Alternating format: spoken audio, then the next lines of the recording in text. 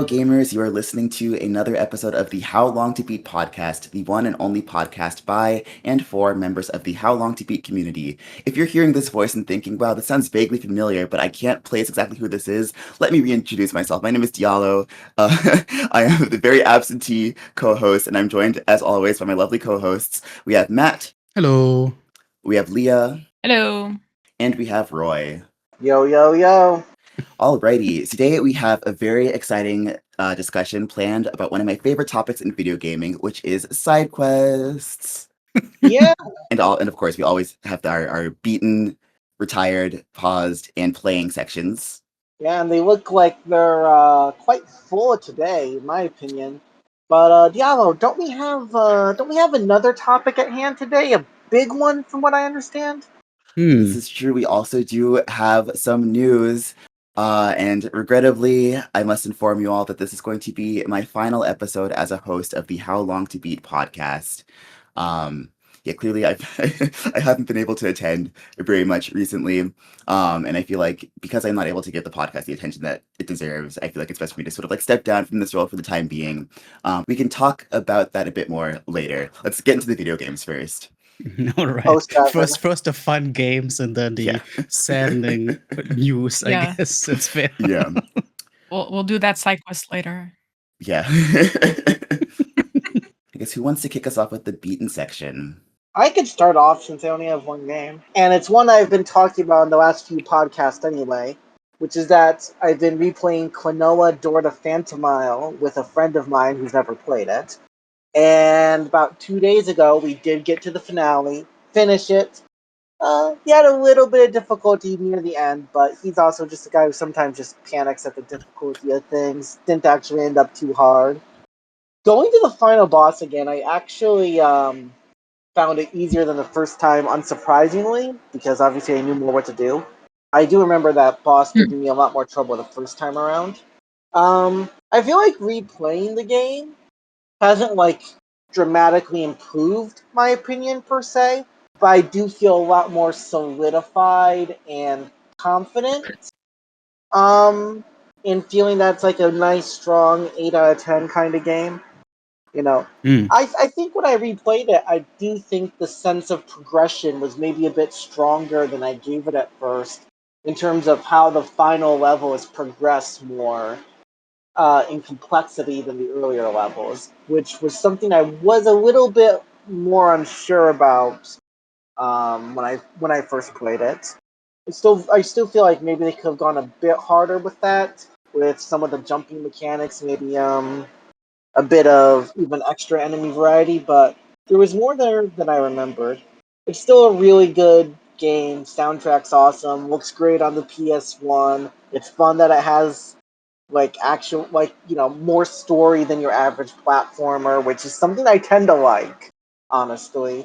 It's just a pretty nice game. I'm really hoping that I can get them to Klonoa 2 before too long, because I know that they're interested in that, and I do love me some Klonoa 2. I'm not sure I have anything else to particularly say. I want to say, when you mentioned Klonoa recently, I think 2 episodes ago, since then I have actually purchased the Steam Klonoa, and it's Steam release, and it's on my priority backlog. The next time I'm in the mood for a platform, I'm definitely gonna put that one on. It's been on my mind a bunch since the last time we talked about that one. All right. I'm always happy when I talk about a game and it gets one of the other hosts interested. I think everybody is, obviously. But and the Steam version's good. I think some people get a bit nitpicky about it. I do think there are parts of it that are worse, but overall I think it's basically the same experience, basically. And I obviously won't have a comparison since I haven't played the original, so I'm probably gonna be fine. It looks really pretty, honestly. I mean, I think it looks great. I really like the way it looks, so. There's 1 or 2 parts I think are a downgrade, but again, it's it's not a big deal. It's whatever, personal preference to an extent, probably. Yeah, of course. Anyway. Who wants to go next? I don't feel like I should go with my massive amount of bullshit, so maybe let's hear somebody else first. I'm happy to go next. Mine is going to be pretty quick, I think. So the first game that I beat is called The Last Meadow, which if you're a Discord user, you might recognize. This was their April Fool's prank for this year. They What? created this kind of like MMO RPG that existed within Discord. Didn't have a lot of depth to it. Like you could choose a couple different classes. There were a couple different mini games you could play. You had to like beat a dragon or something. It lasted for a couple days. Yeah, again, not a ton of depth to it, but I did I did 100% it. There were a couple different achievements you could unlock, and I got all of them after grinding for a little bit. Nice. So I wanted to mention that, and I meant to mention this earlier, but this is the first episode I've attended since April Fool's happened. So that's why you're hearing about April Fool's prank in May. Holy shit! Is that real? Oh my god! Yes. Jesus Christ! It's been a minute. I've been meaning to talk about this for a while, but again, I've been where in the world is Diallo? Where in the world is Diallo standing? That's, you know, if you want to count that as a game, I've beaten that. The other game that I've beaten is a game that I've spoken about and ranted and raved about on this podcast a lot in the past, which is Blueprints. This is the first like game that I've beaten in the year 2026. So please congratulate me. I'm very proud of you. Thank you. You can't see it, but I am clapping. Yeah. So I think the last time I mentioned this game on the podcast, I had sort of like teased the fact that I was right up against the credits. I knew exactly what I had to do to hit the credits, but it was just a matter of sitting down and actually going into the game and finishing it. And what spurred me to finally go ahead and do it is when my friend started streaming the game, and I wanted to be able to sort of like watch him get to the end of the game. So after watching him, I had my passion for Blueprints reignited, and I did finally hit the credits. And it did take me just like 2 more in-game days to do it. So hit the credits at day 33 after 33 hours, and again, still have nothing but good things to say about this game. And I think I kind of mentioned this in the past as well, but hitting the credits is definitely not the end of the game, right? Like, or I guess, you know, depending on how you want to consider it. As you're closing in on the credits, like there's already like new mysteries that are immediately presenting themselves. So that kind of like teases the fact that, oh, you know, there's going to be a lot of post-game content. And then after you hit the credits and like do the next run after the following day after you hit the credits, you can already see there's going to be like new rooms to draft. The game is dropping not so subtle hints that there's still a lot left to discover. And the online community often says that once you hit the credits the first time, you've completed the tutorial of the game, essentially. I spoke to one of my friends who actually was a playtester for this game, and he was saying, oh, okay, you hit the credits, so that's the first 10% of the game that you've done now. And I don't think he's being hyperbolic. 10%? Like, I think there's like literally hundreds and hundreds of hours of mysteries to unlock in this game. Oh my God. Just like things to discover. There's like, because when I hit the credits, like, you know, there were some things that I understood about like the world that the game takes place in, and I had a lot more questions than answers at the end of the game. Like there were a lot of things that I knew I didn't have the answer to yet, and I wanted to look into further.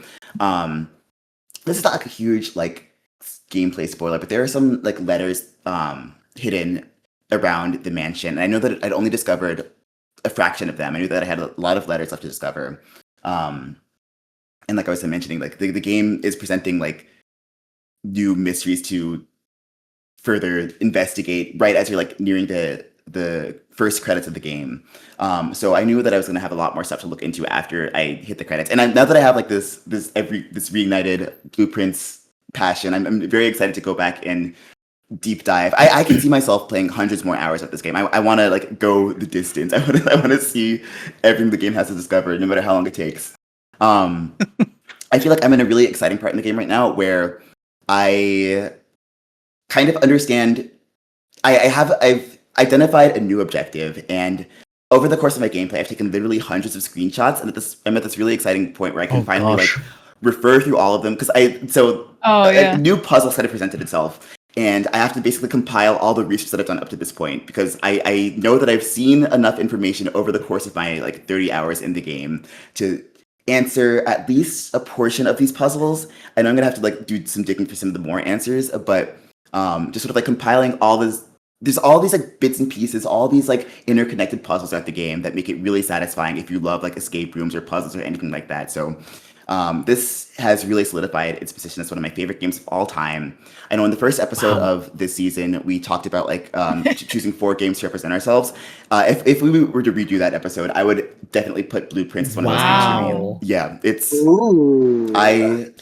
no game has it's just so. I've never had an experience like this. It's so cool. But I've heard a lot of people like it, so that's a big big get. Yeah. I'm looking at the how long to beat, and the difference between main time and completionist time is wild. It's 18 hours, and then for a completionist, it's 102 hours. Yeah. So, yeah. Yeah. That game is a lot larger than I expected. If that game is that big of a deal to you, I'm actually glad that you got to mention it today. It's rounding it all off pretty well. Yeah. Exactly. Yeah. Damn. So I put this in the beaten section, but I will still be playing it for a long time to come, it seems. Wow. Damn. Well, I guess I shall follow up that masterpiece with my nonsense here, with my bundle of stuff. A bunch of smaller things have accumulated again, especially since I, of course, wasn't available for last episode as well. So one of these games that I've beaten, I've mentioned in the previous episode that I was on, which is Ballpoint Universe Infinite, which I've previously mentioned was an older indie game that has 2D platforming elements, but also shmup elements in a ballpoint pen doodle world. And finishing it, my opinion still stands that I love the design in this game. Visually speaking, it was so much fun to explore, but the 2D platforming was extremely clunky, especially with the default mouse controls, which is insane to me for platforming. And that does sound insane. Yeah. It got pretty challenging later on with some more extensive 2D platforming. But the actual shmup elements where you, like I said before, you actually unlock different parts of your ship and you compile your personalized ship with different abilities and stuff. It's a cool idea. This is very much a game that I would love to see rebooted or a sequel or whatever that's more polished or whatnot, because it has a bunch of cool ideas and it looks fantastic, but it is just a sort of clunky experience through and through, which is a bit of a bummer. Still kind of recommend just looking this one up in case this falls into somebody's kind of niche interest or whatever. It's worth a shot then. So that's the only game I've beaten that I mentioned in the previous episode. Now I have a whole bunch of shit that I went down a rabbit hole of German gaming again, and I specifically went down the Moorhuhn nest. Oftentimes I've mentioned the Moorhuhn franchise, the backbone of German gaming, which is a internationally known Crazy Chicken, which is widely known as more of a shovelware kind of spin-off machine where they just slapped this chicken character in all sorts of games. Originally, it was a basic Duck Hunt-esque shooter game played in German pubs to advertise a whiskey brand, but it was so popular that it spawned literally hundreds of different games over decades, and they put them in platformers, kart racing games, whatever. And I got a big old bundle of 23 Moorhuhn games from the official publisher at a great price, and so I have a lot to look into now. What I've beaten since the last episode I've been on is, for example, Moorhuhn 2 and 3, the 2 first sequels to the actual basic high-score hunting, chicken shooting games, which again, those are really just simple 2-minute timer, shoot as many chickens on a one screen sort of experience. There's not too much fanciness around there. Again, Duck Hunt levels of simplicity, basically. Moorhuhn 1, it works as it's kind of rightfully regarded as a German classic because it's just a good, intuitive, nicely designed little shooter game. Moorhuhn 2, which I've for the first time played now, is basically more of the same, although I didn't like that they changed the chicken like model and it looks a bit wonky, and I didn't really fuck with that, as the kids like to say. And it's also not like a very interesting environment. There isn't really much going on. I didn't really spend much time on this one. I think I played for like 15 minutes, got a couple personal best scores for the high score board, and called it a day. I mean, I got it here in the beaten segment because there's not really much more, I guess, that you can do with these games. Mohun 3, on the other hand, blew my fucking pants off. That shit is where Mohun really took a big step up, because we are still in the 2 minutes timer, chicken shooting, high score hunt on one screen that you can, scroll from left to right a little bit. But now they are making an effort to make the environment super interesting with like hidden secrets and like hidden strategies to figure out. It's not just about shoot the most chickens and get points. There's like, I don't know, like secret markings that you can find behind the bark of a tree if you shoot at the right spot, and that marks like a treasure on another part of the screen or whatever. There's you even get a bonus if you complete a run without shooting a single chicken, which is interesting, and I wonder if there's an actual viable strategy there to actually climb on top of the high score board with that. Yeah, that seems odd. It's really strange. There's shit like a rogue crosshair suddenly appears on the screen and shoots chickens before you do, just to steal points from you or whatever. It's very strange. And there's all these dandelion seeds that are flying around that you can shoot, which just grant random abilities or like disadvantages, like reversing your controls or like spawning more chickens. This is the best thing that I love. These chickens in German are called Moorhuhn, just like a swamp chicken or whatever. In Moorhuhn 3, they added a new type of chicken that is called the Lesshuhn, which is just like a fake Moorhuhn. If you shoot it, you get points detracted from your score. It's awesome. It's fantastic. Moorhuhn 3 so far is my favorite classic Moorhuhn shooter game. I've spent already like 45 minutes or so just like figuring out, finding little secrets and like actually planning strategies to get a high score, which is not something that you really did with the more basic ones before that. So I'm really learning that this series actually has more to offer than just more than meets the eye, basically. I'm actually really interested in looking at more of the Moorhuhn sequels. More than meets the hoon. Genre. More than meets the hoon, exactly. It's good. And then, of course, I also dabbled in some of those spin-off games. For example, there's a bunch of platformer games where they just put one of those Moorhuhns in like an Indiana Jones cosplay and let him run around like stereotypical ancient ruins and whatnot. The one that I played is called Moorhuhn Jump and Run Schatzjäger in German, internationally known as Traps and Treasures, apparently.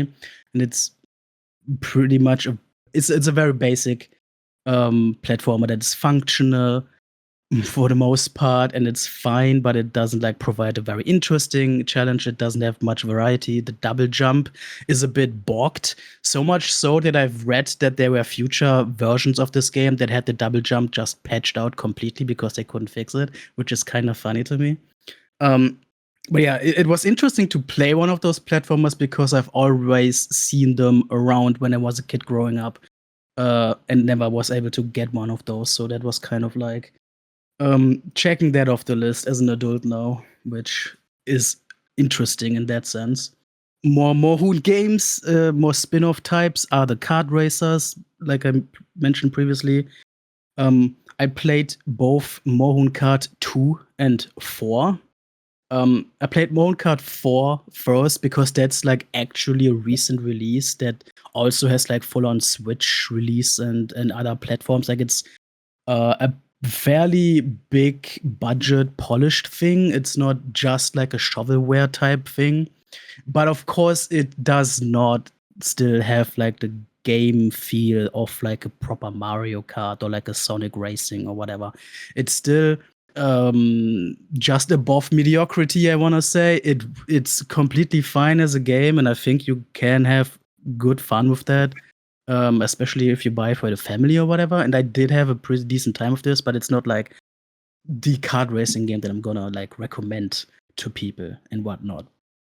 And after 4, I actually went backwards to Mohun Kart 2, though there are 2 types of Mohun Kart 2. One that came out like 20 years ago, and one that came out 4 years ago or whatever, which they both are titled that, and one is, I guess, sort of a remake of the other, but it seems like they have changed quite a lot between the games, so they are basically individual games with the same title. I played the more modern one that is also available on Steam and modern platforms. And even though the original design underneath this remake or whatever is older than the more modern Mohun Kart 4, I actually felt like Mohun Kart 2 had much more interesting tracks, much more interesting environments, and also a bit more interesting like character or like driver mechanics. The driver characters actually have different stats in this one. I think Mohun Kart 4 didn't even have that, which is kind of lame. But yeah, if somebody was gonna go looking for a Mohun Kart game, I actually do recommend 2 over 4. It seems a bit more worthwhile. The quality chicken. Yeah.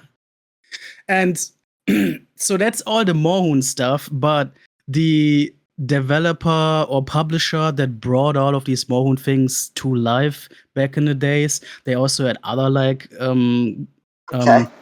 mascots games that were not at all as popular as Mohun. Obviously, Mohun is the star of the show. But they had, for example, Sven the sheep, who was the black sheep of the flock that wanted to bang all the other sheep without the shepherd or the shepherd's dog noticing. That was the entire premise of the game. It's like a real fucking... Oh my god. Yeah, it's like a real fucking boomer humor kind of game. I remember seeing those on the shelf as a kid, and those obviously never made it into our household, thank fuck.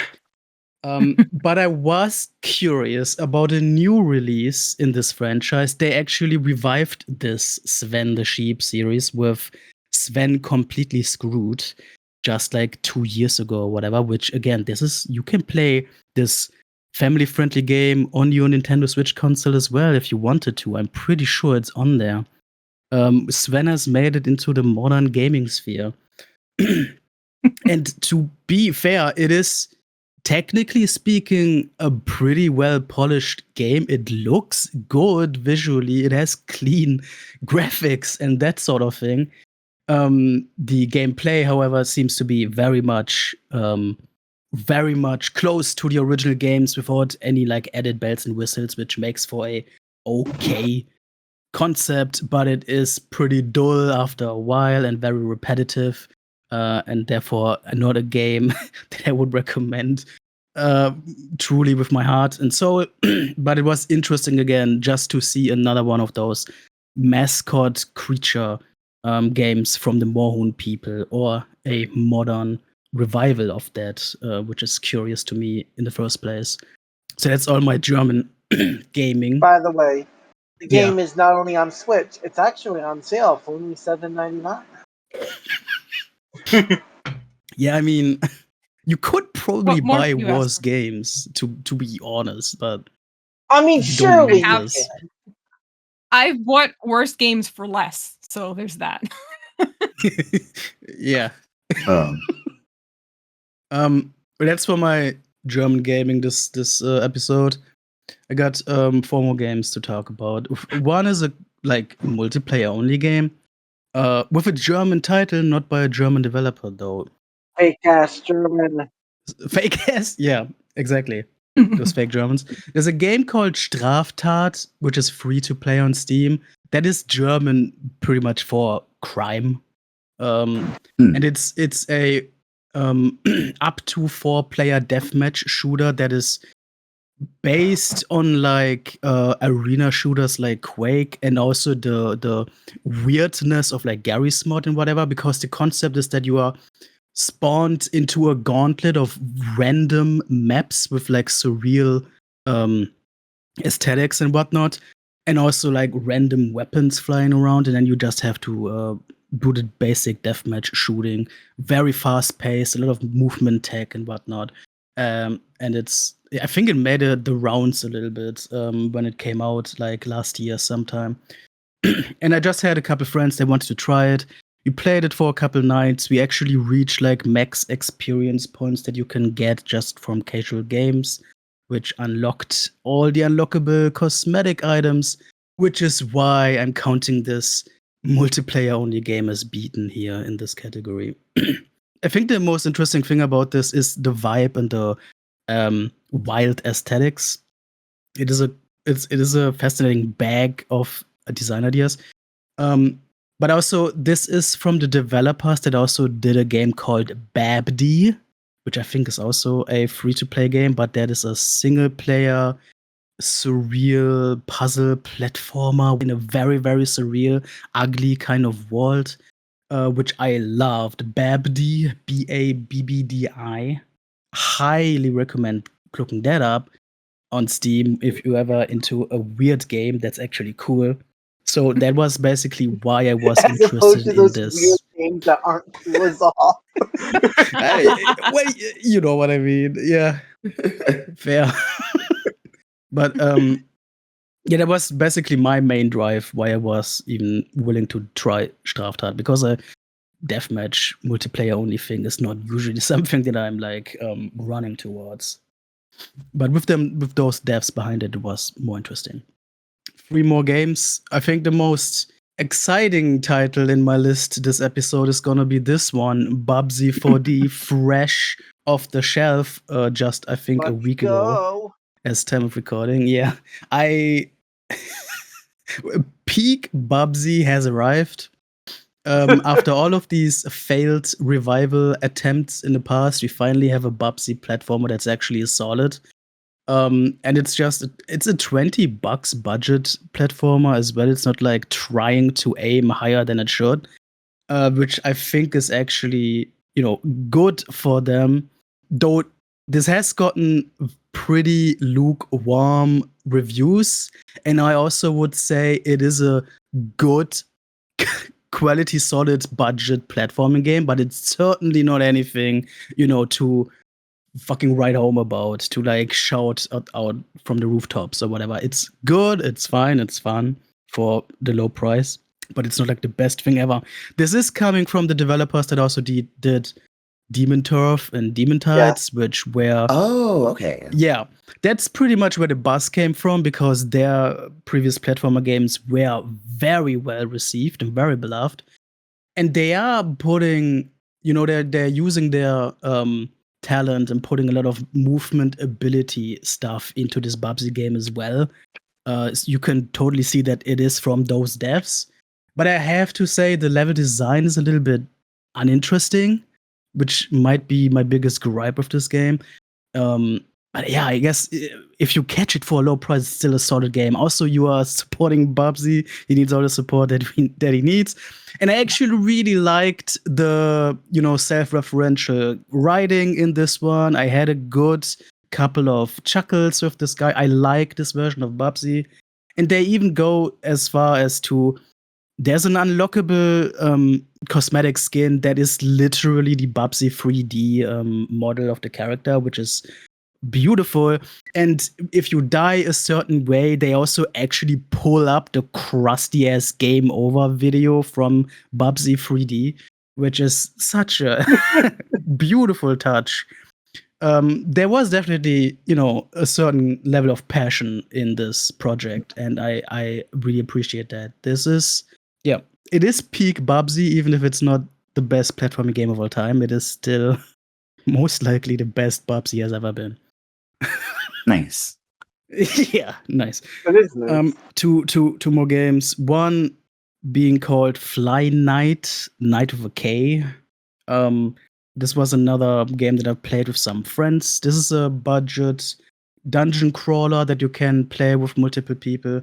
And the world is one inhabited by like humanoid insects. That's of course how they got me. You play as wingless house flies, basically fighting yourself in like knight armor, fighting yourself through other like bug enemies. You have like your wizard ladybugs and like your witch spiders and your sword wielding wasps and whatever. It's pretty neat. Lots of different weapons to collect and use with different abilities. It's a very short game though. We made it through it all in 2.5 hours, which is fine for a game that costs like $5 or whatever, but we did kind of like, maybe not in length, but kind of want a bit more in depth. The difficulty balancing was also kind of awkward in how, for example, the final boss was like the easiest boss in the whole game, but which was really strange to us. We were all just kind of feeling like this was a cool game, but we also were wanting for a bit more, I guess, coming out of it that way. Though there's a sequel baiting in the game, at least. I don't know if there's actually a sequel planned, but it would be nice to see a more fleshed out thing in this like realm of bugs wielding swords and hammers and whatever. So that's that. And the final game that I've beaten, this is a type of game that I would usually never ever touch, but work has been lame and boring again, and I was actually asking on the How Long to Beat Discord for game recommendations that I can play at work in my browser, and I think it was Juve who recommended to me a thing called Universal Paperclips, which is an idle browser game where you are maximizing your paperclip production and selling for maximum profits. I don't usually give a flying frick about idle games at all. This is totally not my world. But I was promised a bit more than meets the eye again with this one. And this game does eventually develop in much more than the usual idle game, and like is a little bit of a parody of the typical idle game, and really steps over boundaries a couple times with some twists as things develop and unlock and whatnot, which is neat. I played this, in quotation marks, or had it running in the background over the course of 2 work days. For the better part of 2 work days, not the entire work days. So I think my combined beating time that I logged in the end was like 12 hours or something. And it has an actual credit roll, which was nice. And I think I know that I'm never ever going to touch another idle game. But I think for this one being the only idle game I ever played, I think this was actually a very good choice for that. This was pretty clever, pretty fun. And I appreciate having something worthwhile to do in the office. All right, and that's all that I've beaten. Well, I've beaten a game also, so yeah. So I have finally gotten through Hypnospace Outlaw, which I was waiting. I started playing it ages ago. Got it on sale. And then I wanted to wait to finish it until I was waiting to finish it when Diallo was here. I feel bad for holding you up. No, but the funny thing is that I've been so busy this month that I didn't get to it till this week, so it worked out. Okay. Perfect. Fate. So, after I finished it, I went back and I listened to your comments from the first episode and Roy's comments from episode 9 or something like that when he played it. Yeah. So I did mention originally that this sounded a lot like Orwell, which is now going to be the next game that I get back to and play, just to like really see what the difference is between the two. First, I will say the soundtrack, amazing. I have been listening to the 2 seepage tracks over and over since yesterday. And I saw like, I guess they have like 3 different volumes of the soundtrack of the different music from the soundtrack out. But really, the only one that I really cared about was the new metal song. So I was like, all right, I'm anytime they were like, oh, go back to Zach's page, I was like, done. I will go sit there and listen to this whole song again. And That's it. out again though. Oh. My two So- favorite tracks have got to be Hypnospace is Cool and also Granny's Hot Butter Ice Cream. Oh God, What? Granny's Hot Butter Ice Cream. I really enjoy like all the different like music that they have that really feel real.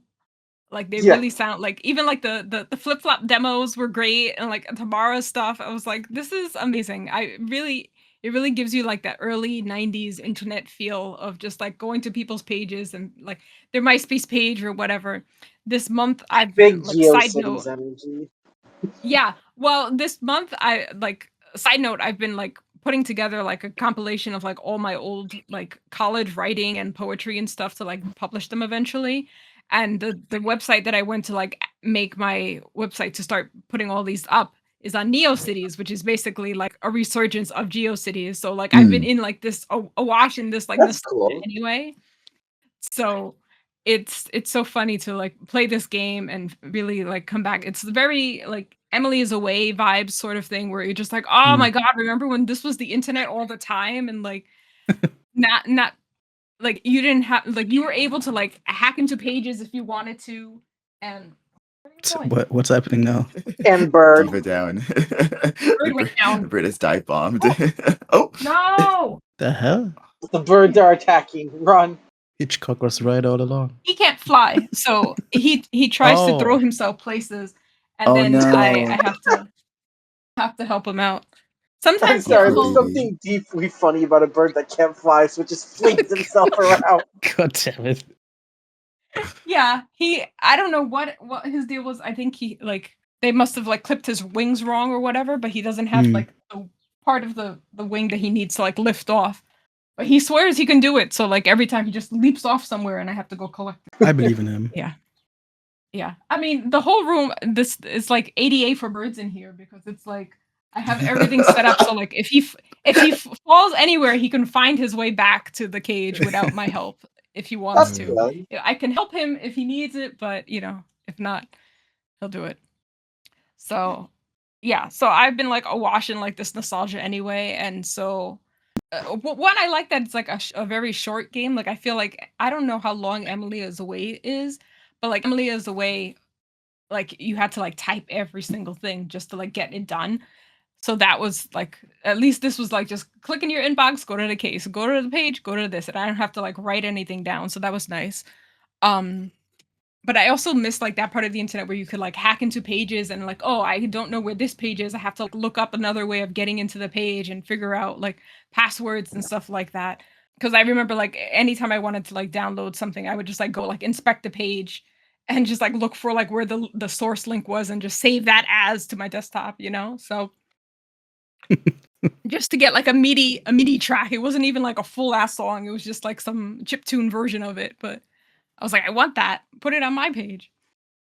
So yeah, it was fun. I feel like the story kind of felt like tacked on where like or it also felt like it was sort of like kind of a reversal of where things were going because I thought we were gonna like focus on like Zach and like the Gooper resistance that was happening or whatever, and then like the actual story reveal. I was like, oh, I didn't pay attention to these people at all this entire time. So, okay, sure. And then so I kind of felt blindsided by the actual story. Girl, what is happening? I kind of felt blindsided by the story and the reveal. So that didn't really land with me. Like I don't know if like they really wanted to like say something about like corporations or censorship or like conspiracies and money and sort of stuff like that. So that kind of felt flat, but the experience itself was fun, and I feel like I do have to give it like another go and play it again because I went back and I checked to see because Roy said that he got like ran into some like time skip thing in the first day, and I was trying to figure out what the hell started the second day.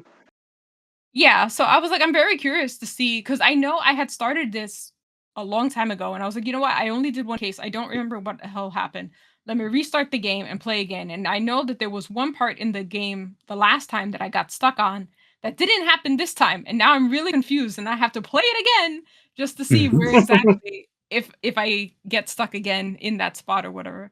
Like during one of the cases, I realized that I hadn't downloaded a certain thing that I remember from the first time I played it. So I have to. Now I'm curious to see what the hell I had downloaded that first time. So I will be coming back to this game, and probably you'll hear more about my thoughts on Orwell when I finish that, because it's probably going to be like another one session game for me. Is Orwell from the same developers or just similar in theme? No, it's just similar in theme. I think Orwell is a little bit more like on the government conspiracy side of things, where like it's based in the future, but it's the same sort of like you're a moderator of these websites or whatever, but like it's more like people are at riots and people are at like protests and stuff, and you have to like go around and like try and like silence the riots and stuff. So I think that one also has like multiple endings, which I wasn't sure if that was the case here also, because I did see something about how like the ending can change slightly depending on what you're doing. There's like small. I mean, you finished the game, right? Yeah. Small things you can do can change who survives, basically. Right. Yeah. Okay. That's really kind of it. Yeah. So, I think in Orwell it depends like whether you want to like actually do your full job and like go censor things, or if you're gonna be like, no, I'm just not gonna see what that person posted and let them live or whatever. So we'll see when I actually get around to. At the time, it felt too heavy, but now that real life is too heavy, I feel like that game is more manageable now. So it's sure weird how that works, right? Yeah, I feel that. Yeah, because it's less of a mood shift. Yeah, so now I think I'll be able to get through that game and not be like, oh, how heavy this is. I don't want to deal with this. I was like, well, guess what? This is the life we're living. Yeah. So I am curious. Did you find the part I was talking about? No. That's why I'm like, I have to replay it again, because now I'm very curious to see where you went so well and I went so wrong. Well, no, I didn't want to do it because it messed me up. Yeah.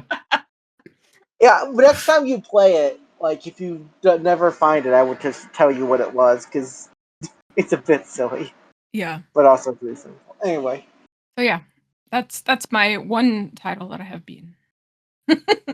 Alrighty, so now we can move on to our retired/paused section. So I think we'll probably give it back to Matt for this one. Yeah. Yeah, sure. I got a bunch of stuff. Most of them are firm paused. Only 2 of them are retired. One of them is retired. The one that I'm definitely retiring is a thing called Gravity Blocks. Roy, I think you talked about this in a previous episode. Because this is one of those Microsoft default games in their like solitaire and casual game collection. I remember that fucker. Oh.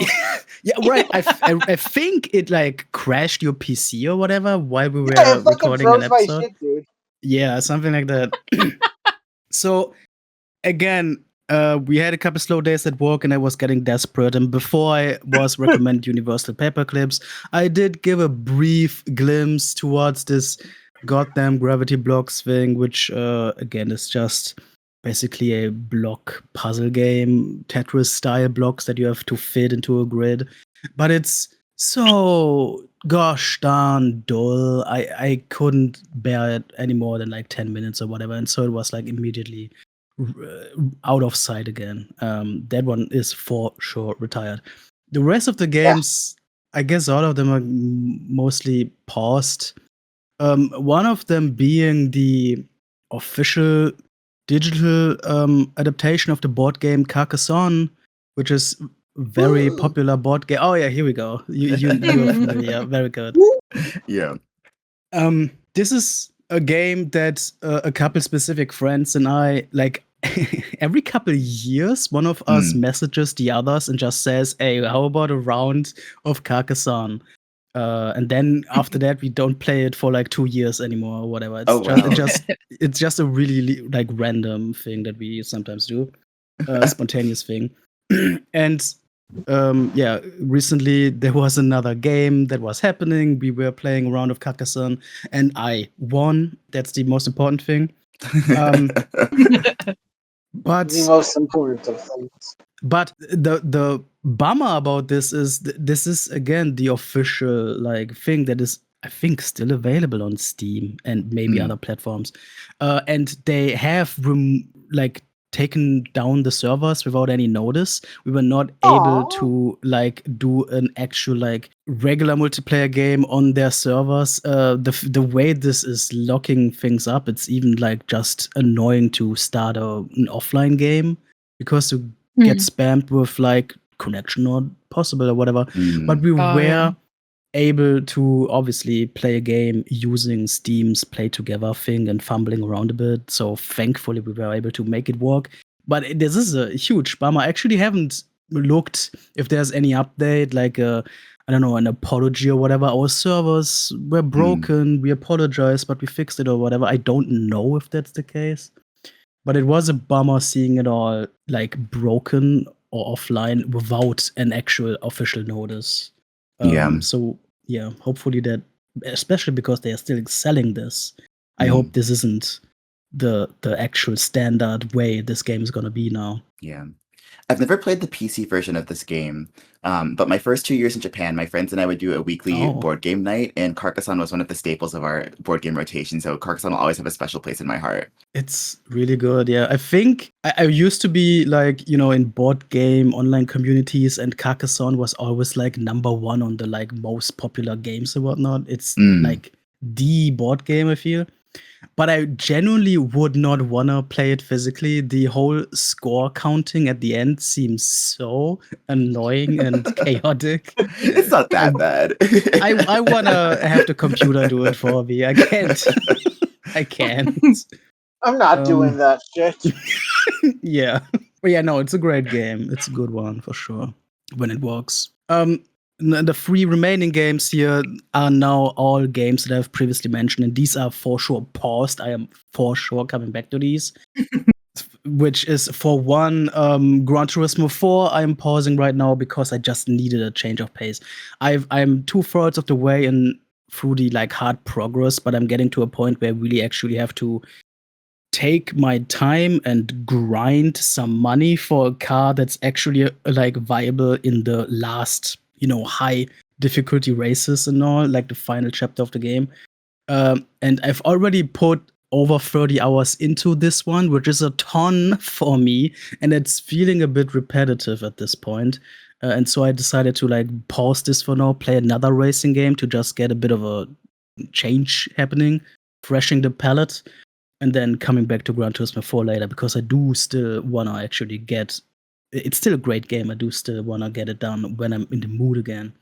I have to say, though, I did, you know, now that I'm so far in the back end of the game, the rally races are also becoming more prominent, and I had a bunch of, like, the snow rally races are probably the genuinely most slippery races I have ever had in any racing game.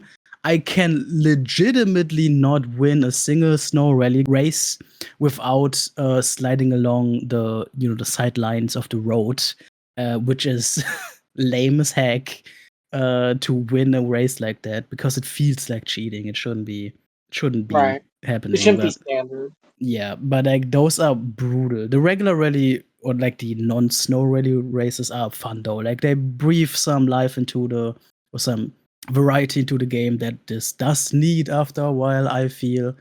But still, I do actually need to see some other racing games for now, before I come back to this one. I remember playing the original Gran Turismo 1 on the PlayStation 1, where I played through both of the campaign modes that it had, both the arcade and simulation mode, and that total was below the time that I've already put in GT4, and I still have a solid amount of hours before me, so it doesn't surprise me, like, looking at the numbers, that I'm kind of like running out of steam for a bit. Yeah. And speaking of running out of steam, Train Sim World 5 is also going to be paused for now. the novelty of seeing my walk commute in this train simulator game has, the shine is a bit gone. I did splooge on a bunch of DLC stuff for this game recently on a big sale, though. Splurge is very different. Thank you for correcting me. I splurged on a bunch of DLC for this game. Would Matt go either way? Yeah. That's why I had to hear the rest of the sentence first, because Jesus Christ. Anyway, I bought a bunch of DLCs for this game. Which includes for example, the New York City subway line and shit, and a Swiss Alps train line and whatever. Very different environments. I'm actually very excited to play those sometime, but that is not now. I'm clearly more interested in other games for now, so I'm putting this one back on the backlog. Which is the New York line in 5? I don't know. DLC just says New York something. Oh, okay. I can't tell you any more details. She's like, I don't know this shit. The ones that I know, I think, are on SimWorld 3 and 4. So I was just curious to know. The thing is that if a previous Train SimWorld game has a DLC for something, it always gets adapted for the sequels. So okay, so I guess that doesn't help. Yeah. So it's probably the same that whatever you have seen, to be honest. Oh, here we go. New York to Long Beach, Hempstead, and Hicksville. Oh, that's the Long Island. Yeah, okay. Yeah, there you go. Got New York Penn Station, the Atlantic City Terminal, 57-mile network. See, this is epic. This is dope. Can't wait to get these people from point A to B. Legitimately, I can't wait to drive through New York. Yeah. So that's gonna be at some point, but not now. And the last one that I paused for now is the Pinball of X Midnight, the epic R-rated horror-themed pinball game where I just haven't been putting any time in lately. So I'm gonna do the reasonable thing and remove it from a playing tab to return to another time. That's all that I'm retiring and pausing. I do want to say I have not retired or paused anything, but I did play, I'm guessing, the exact same PC Carcassonne game that you two did. And one, it was kind of laggy for me randomly. But two, laggy. I remember, I don't know, it actually sometimes would take a while to load the map and move slowly. Like the little place where you set the board. The other thing is, for some reason, at one point, it just stopped working for me. It just wouldn't connect. That's always fun. I wouldn't be surprised if it was a bit buggy, to be honest. Yeah. Yeah, because I remember it was like a little how long to beat group playing thing. Oh, really? Huh. Yeah, I forget who was in it now, but me saying that might spark some Moose's memory. I must have missed that. I would be down for that. If the servers were still up. If the game actually worked. Yeah. I don't have anything actually retired or paused, though. Neither do I. Yeah, so this is going to be quick, but yeah, I also played Universal Paperclips on the recommendation of the Discord. I played it for an hour, forgot about it at a tab, would remember for an hour, play a few more, would forget again. Yeah. And by the time I closed I turned off the PC for the night, I was just kind of over it. So that happened, I guess. Very fair. And the other game that I have retired, this probably might be more of a pause, but it's Picto Nico, which is the new mobile game from Nintendo. Which is basically their new WarioWare wannabe thing. I just got an email about that, actually. Yeah, so I had Google Play had sent me the little do you want to pre-install this or whatever? So I was like, yeah, sure. So I guess it just loaded onto my phone when it was ready. But the app may be free, but the levels are paid. So basically, you get to play three demo levels. And then they're just like, oh, pay for the other packs. But I was like, I know that in the future there's going to be a lot more packs, and they're just going to keep asking me to pay $5 and $7 and $7 and $7. So I'm out for now. When they've decided that they want to retire this, and I know how much money it's going to spend, I can spend to buy all of the packs and play it, then I will come back to this. But I'm not going to sit here and pay. That sucks because it did actually look like a decent project. Yeah, I was ready to play 5 levels or something yesterday, and I was like, all right, I'm gonna sit down and do this. And I was like, oh, it's just a demo? Never mind. I'm not paying. I think right now there's only 2 packs, one that's like $6 and one that's $8. But I was still kind of like, no, I thought I was at least getting something out of this. But basically they're just showing you how it uses your own photos for stuff. So it was just showing you how to do that. And they're like, okay, now pay for the rest of it. And I'm like, no. I will come back later for this. If it was just one package to buy and not like this modular bullshit, that's it was like buy level packs, and I was like, packs? No. We're not doing that. Uninstall. Absolutely not. Yeah. That's my retired games for this episode. Alrighty, which brings us to the games that we currently have in progress, our playing section. Any volunteers to kick us off for this one? Give us a Wordle news. Yeah.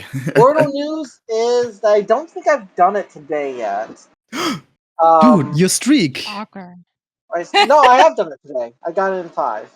Oh, right. Today was the one where I got all the letters correct on number 4, but they weren't in the right position, so it took 5. Oh my god. It's always funny when that happens. Today was the day I overbought it. Oh, yeah. I mean, I think I still got it in 4 or 5, but it took me a while to be like, what word is this? And being like, oh, yeah. I wasn't thinking those letters went in that direction. Yeah. I've been there, man. I've been there. Building the streak back up after 2 weeks ago I missed. The other thing is, because Matt mentioned gravity blocks and I looked it up on google.com, I saw it had a browser version. I was like, I wonder if this breaks my computer. So I click and I've just been playing it a little bit. It's not worth it. It's not good, dude. It's still bad. I've confirmed. Yeah, thanks. If you were wondering, Yeah. If you didn't believe me. if you wanted to make truly sure. Yeah. I'm on level 6 though. Yeah, I think this is endless, so I assume. Yeah. Oh, so you have to use the gravity before you. Okay. You don't have to do anything with gravity blocks. Close it. Never start it again.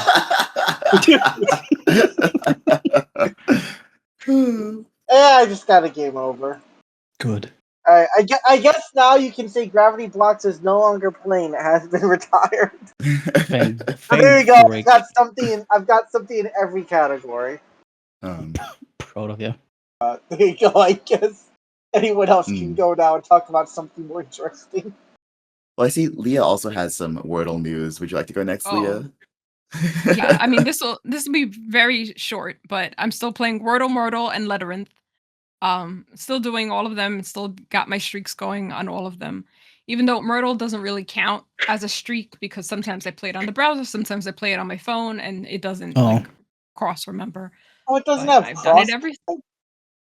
No, it's just kind of like a browser. It goes by your cookies, so it's like by device only. So I was like, that doesn't. So it doesn't have an account like Wordle does. No. So, and Labyrinth also still going. And that's all I've been playing that I haven't retired or beaten. So, man, what a fucked up world that we can't even get accounts for our Myrtle. We have to get separate streaks. Yeah, truly a bummer. It's the world we live in. Yeah, I can go next. Okay, so my playing games. The first game that I've been playing is not exactly a game. It's more of like a desktop companion. It is Bongo Cat. So basically, you boot it up. And it shows a little bongo cat on your screen. Every time that you click your mouse or type on your keyboard, the cat bangs its paws, does a little bongo animation. That's it. Every game half of the hour, year. game of the year, right? You also have the option to customize your cat. So you start off with like there's 3 different fruit themed outfits you can choose from. I think there's like a pineapple, a strawberry, and one other one that I forget. Every 30 minutes, there's a little 30-minute timer, and if you have 1,000 clicks, you can spend them to unlock a new accessory, and you can dress up your cat with the accessories that you've gotten. Again, not a game. I mentioned it because it's on Steam, and I have like I think like over 600 hours in it on this point because I always have it up when I have my computer running these days, and it's just a cute little companion to have on your screen. But yeah, I figured that was worth mentioning. My next 2 games are games that I think will require very little introduction because if you've been on the internet at all in the past couple weeks/months, you have not been able to escape them. They've been just all making great waves in the video game world. The first is Pokemon Pokopia. I did it, I gave in, and I bought the game, and it has not disappointed. Never heard of it. Never heard of it, yeah. So to explain a little, and again, I'm not going to like spend too much time explaining what these games are because I'm assuming that most of you have already seen/heard a lot about them at this point. But Pokopia is basically kind of like a Pokemon version of Animal Crossing meets Minecraft. And I've also heard it compared to Dragon Quest Builders, which is a game that I haven't actually played myself, so I can't really speak to that comparison personally, but a lot of people say that it's very much similar to that gameplay loop. We're playing as a Ditto who is pretty much taking on the appearance of a human, and the story takes place in this kind of barren world where all the Pokemon have gone missing, and your job is to recreate their habitats so that they come back. And also kind of figure out, like, what happened to the Pokemon and, like, where the humans have gone, because the humans are also no longer in this world. You learn lots of moves from other Pokemon to accomplish this goal. So you'll learn moves like Leafage that will help you, like, grow grass. You can learn Water Gun, which helps you, like, water some, like, of the arid terrain that's around you. You can get Rock Smash to, like, break through rocks, strength to move things around, etc., etc. There are also Pokemon who will teach you moves that help you like navigate the world. So you'll learn to fly eventually. You get to learn how to surf. I compare it to Animal Crossing because, there's a lot of like shared UI elements and some shared sound effects even too. And then B, they kind of have as the Pokemon are coming back to their habitats, they're sort of existing in this world. And you can interact them kind of the same way that you interact with Animal Crossing villagers, where you can do tasks for them if they request. You can give them gifts. They also have, as you're building their habitats, they start off as like kind of like rudimentary outdoor things, and you can eventually get them houses that you can decorate. So there's kind of that whole like the life sim aspect to it as well. And then I also liken it to Minecraft, because in part because the world is made of these like these cubes similar to how Minecraft is. And then also crafting is a huge aspect of the gameplay, which I haven't even like really gotten to that much yet. So there's crafting of items, there's recipes, there's cooking as well. And then one of the huge draws of this game, I guess, is the creative aspect. You can like build buildings and habitats and stuff for your Pokemon. Which again, I'm still working my way through the story. I feel like the full potential of the creative freedom happens after you like get closer to the end of the game. And I'm in the 4th area right now. So I do have some of the crafting abilities or crafting/building abilities in my arsenal at this point, but there's still a lot more for me to discover. What I really like about this game is that it combines sort of like the structure and freedom really well, I feel, because like I mentioned, I'm still working my way through the story. I'm a couple dozen hours into the game at this point. And so I like that even though it's kind of this like crafty sandboxy game, I like that the story has enough structure and like goals to progress towards to make it feel not just like completely like open-ended, and like, because I feel like often when you have a game that gives you like full creative freedom, you can for me personally, I feel a lot of decision paralysis. I like that this game gives you like goals to work towards, while also giving the freedom to do what you want to do. And there's a lot of variety too. Like when you get to a new area, so there's you have lots of options in how you want to progress, because sometimes you'll have multiple areas open up at once. So you can choose which one you want to focus on. When you get to a new area, there's kind of like a main objective, but you also have a lot of this is going to transition kind of well into our discussion topic about side quests, but you have a lot of Pokemon who have like side things for you to work on in that area as well. So you can choose if you want to work on like the main story, if you want to help on like one of the I guess I don't even know if it's right to call them a sub-story, but there's various Pokemon who need various things in each area, and getting to sort of like cycle between what you want to focus on keeps the gameplay fresh for me. I also think that you can see that there's a lot of love and attention that's gone into this game. So one of the complaints about Animal Crossing New Horizons is how repetitive the dialogue gets. Like there's the 8 different, is it 8 or 10? There's only a couple different animal personality types, and basically they're kind of just like reskins of. There's basically like, there's different personality types, and each villager is just kind of a reskin of said personality type. Whereas in this game, the Pokemon all have kind of unique dialogue and personalities. It's really interesting seeing the ways that they've chosen to personify each character. Like Gyarados is kind of like a folksy, country way of talking. Some of them are like, more rough and tumble. Some are very like prim and proper. And just like seeing all the characterization decisions that they've made. You can tell there's like a lot of thought put into the game. They each have their own kind of like unique identities, and that kind of warms my heart. And the gameplay in general just feels like super rewarding. The process of finding new habitats is fun. Like sometimes you'll, as you're progressing through the story and working to sort of restore an area, the Pokemon will tell you, okay, you need to build a habitat that has like X, Y, Z. There's also things called like traces of Pokemon. So as you're wandering through the world, you can see these little rainbow shimmers, and if you interact with them, it tells you, okay, if you you can make this habitat if you put like these items together. What's fun for me is like you'll see a new habitat on your like habitat list and be almost the way there is to be like, okay, I have like these 3 items, just missing this one. So you keep it in the back of your mind, like, okay, I need to remember to like find a bathtub, for example, so I can make a little bathing habitat. So there's always like little things like to be looking out for and to be working towards. It's just like, there's a million different ways that you can make progress.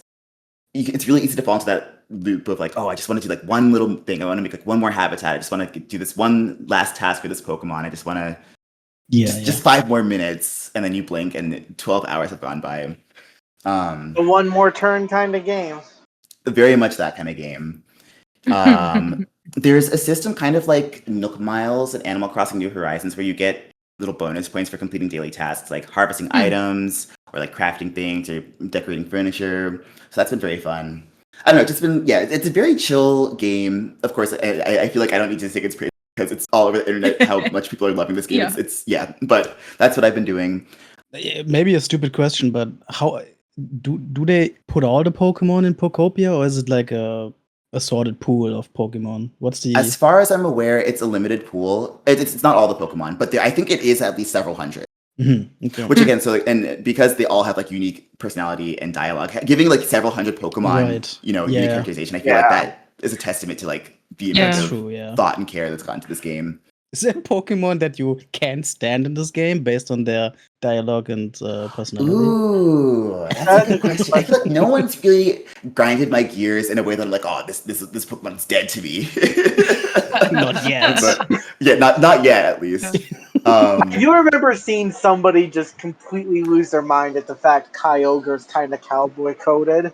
Cowboy coded, what the heck? There's a couple like kind of cowboy coded Pokemon out there. There really are. It's fun. Sure. But Kyogre? Yeah. Also, I feel a little bit guilty because sometimes I'm working my Pokemon to the bone. So there's a couple items that you need Pokemon to power. Wow. In particular, there are furnaces that you need like Pokemon, like fire type Pokemon to use their fire powers to like smelt ore for you. So I felt kind of bad in one of my previous sessions because I was putting Blaziken to work. Just like smelts ore. So first off, I evicted Blaziken from his home because I wanted to make a new home.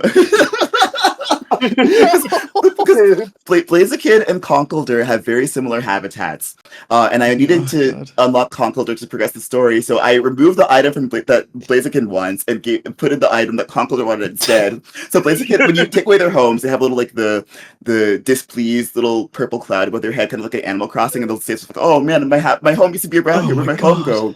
And I'm like, "Sorry, Blaziken, but I'm sorry that you're homeless now, but I need to put you to work for several hours. Please just please smelt these 900 iron ores for me." And so that is very funny. Do work and get your house back. This is another similarity Pokopia has with Minecraft, where industrialism is just ruining the whimsy of the fucking inhabitants of the world. God damn it.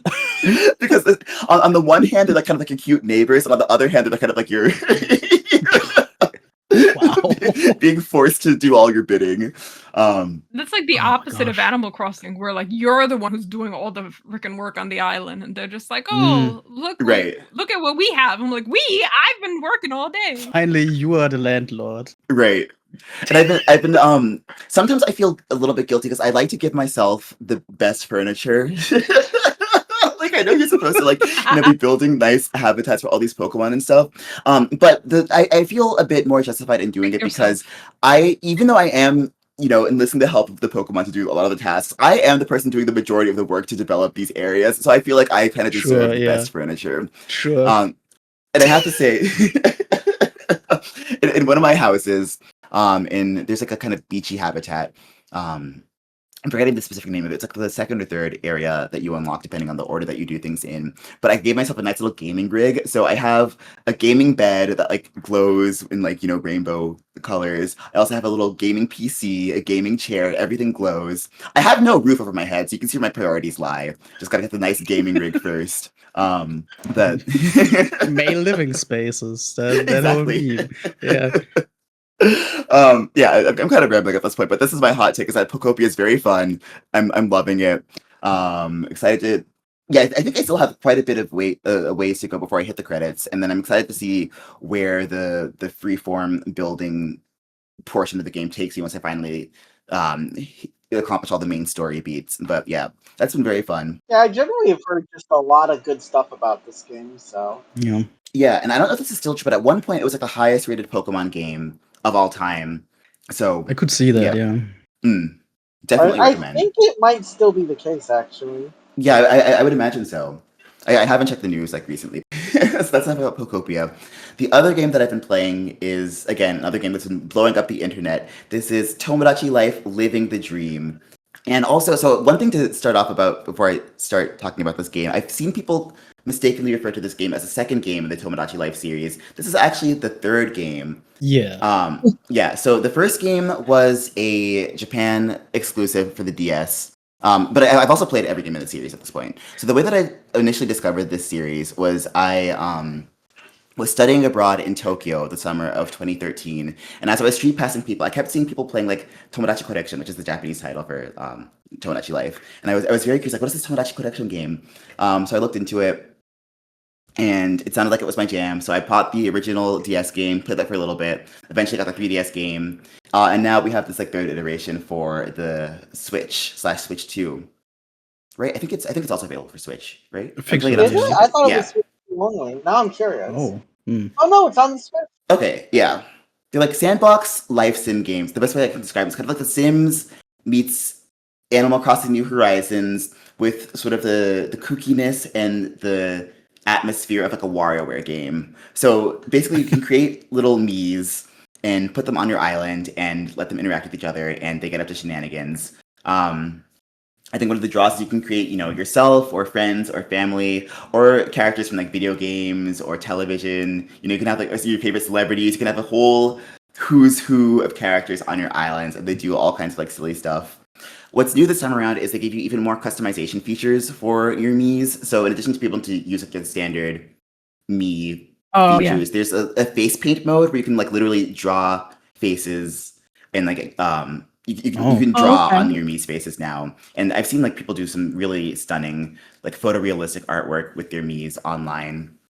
And you can also create like custom items and buildings. This game has a lot more focus on like sort of decorating the island as a whole this time around than previous iterations have. So you can create like buildings for your island. You can create like new items to give to your Tomodachis. So I like to give them, if you've seen the Substance, I gave them the activator from that. So my Mii's, several of my Mii's have now taken the Substance. Awesome. Another utopia for your exactly. Oh yeah, Mii drugs.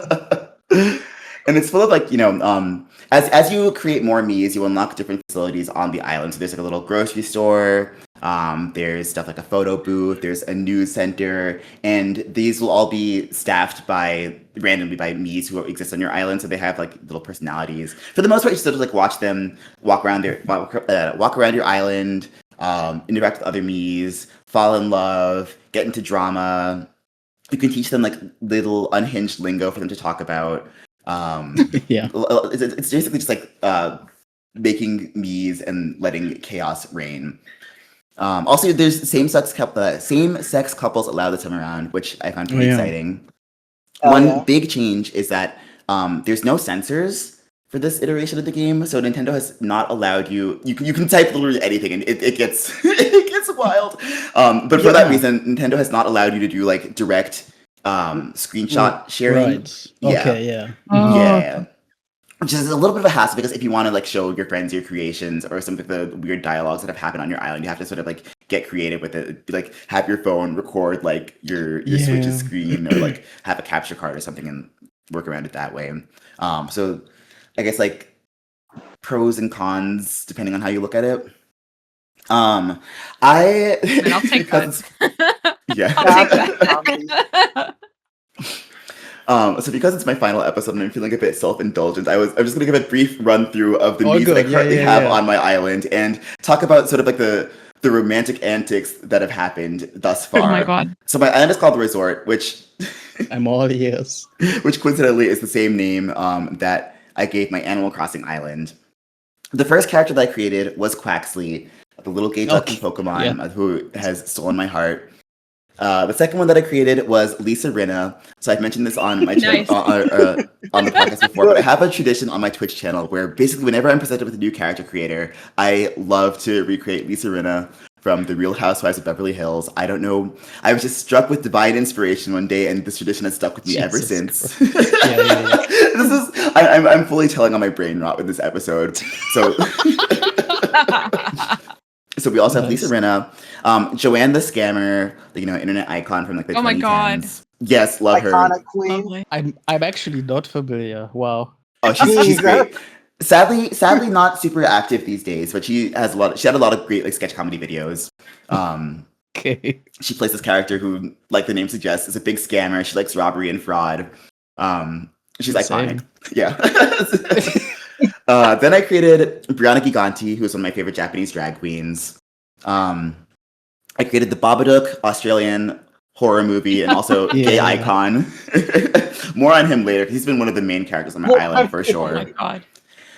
I made Lisa Barlow from The Real Housewives of Salt Lake City, aka Baby Gorgeous. We have Big Ange, rest in peace, from Mob Wives.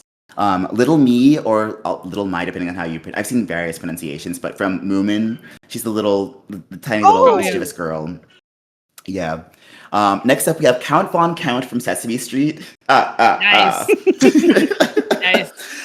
We have the Swedish Chef from The Muppets. We have Daria from the hit MTV cartoon Daria. Yes. Then we have Luigi Mangione. No comment. Yeah. No, I knew he was around over there. Yeah. And then we have Shiori Fujisaki, who, if you remember from my ramblings about Tokimeki Memorial, she's the sort of like the main girl that you're aspiring to date. And finally, we have Tom of Finland, gay erotic artist and icon. Let's go. Those are my 14 characters so far. You can have up to 70 this time around, which is absolutely massive. That's a lot. That's probably more than I will ever accomplish because like that's just I don't even know 70 people. Right. But to walk you through some of the love triangles and some of the drama that's been taking place on the resort. So early on in my gameplay, a sort of love triangle emerged. Quaxley very quickly fell in love with the Babadook. The Babadook fell in love with the Count. and the Count fell in love with Quaxley. So no one was liking each other. It was kind of like just like this little triangle. Purple. To further complicate things, the Swedish Chef then also fell in love with the Babadook. So we had two people. That's why I said Babadook had main character. Yeah, the Babadook is indeed this poly. Yeah, exactly. And who can blame them? Because, like I said, gay icon. Love that movie. Everybody wants to baba on the dog. Yeah.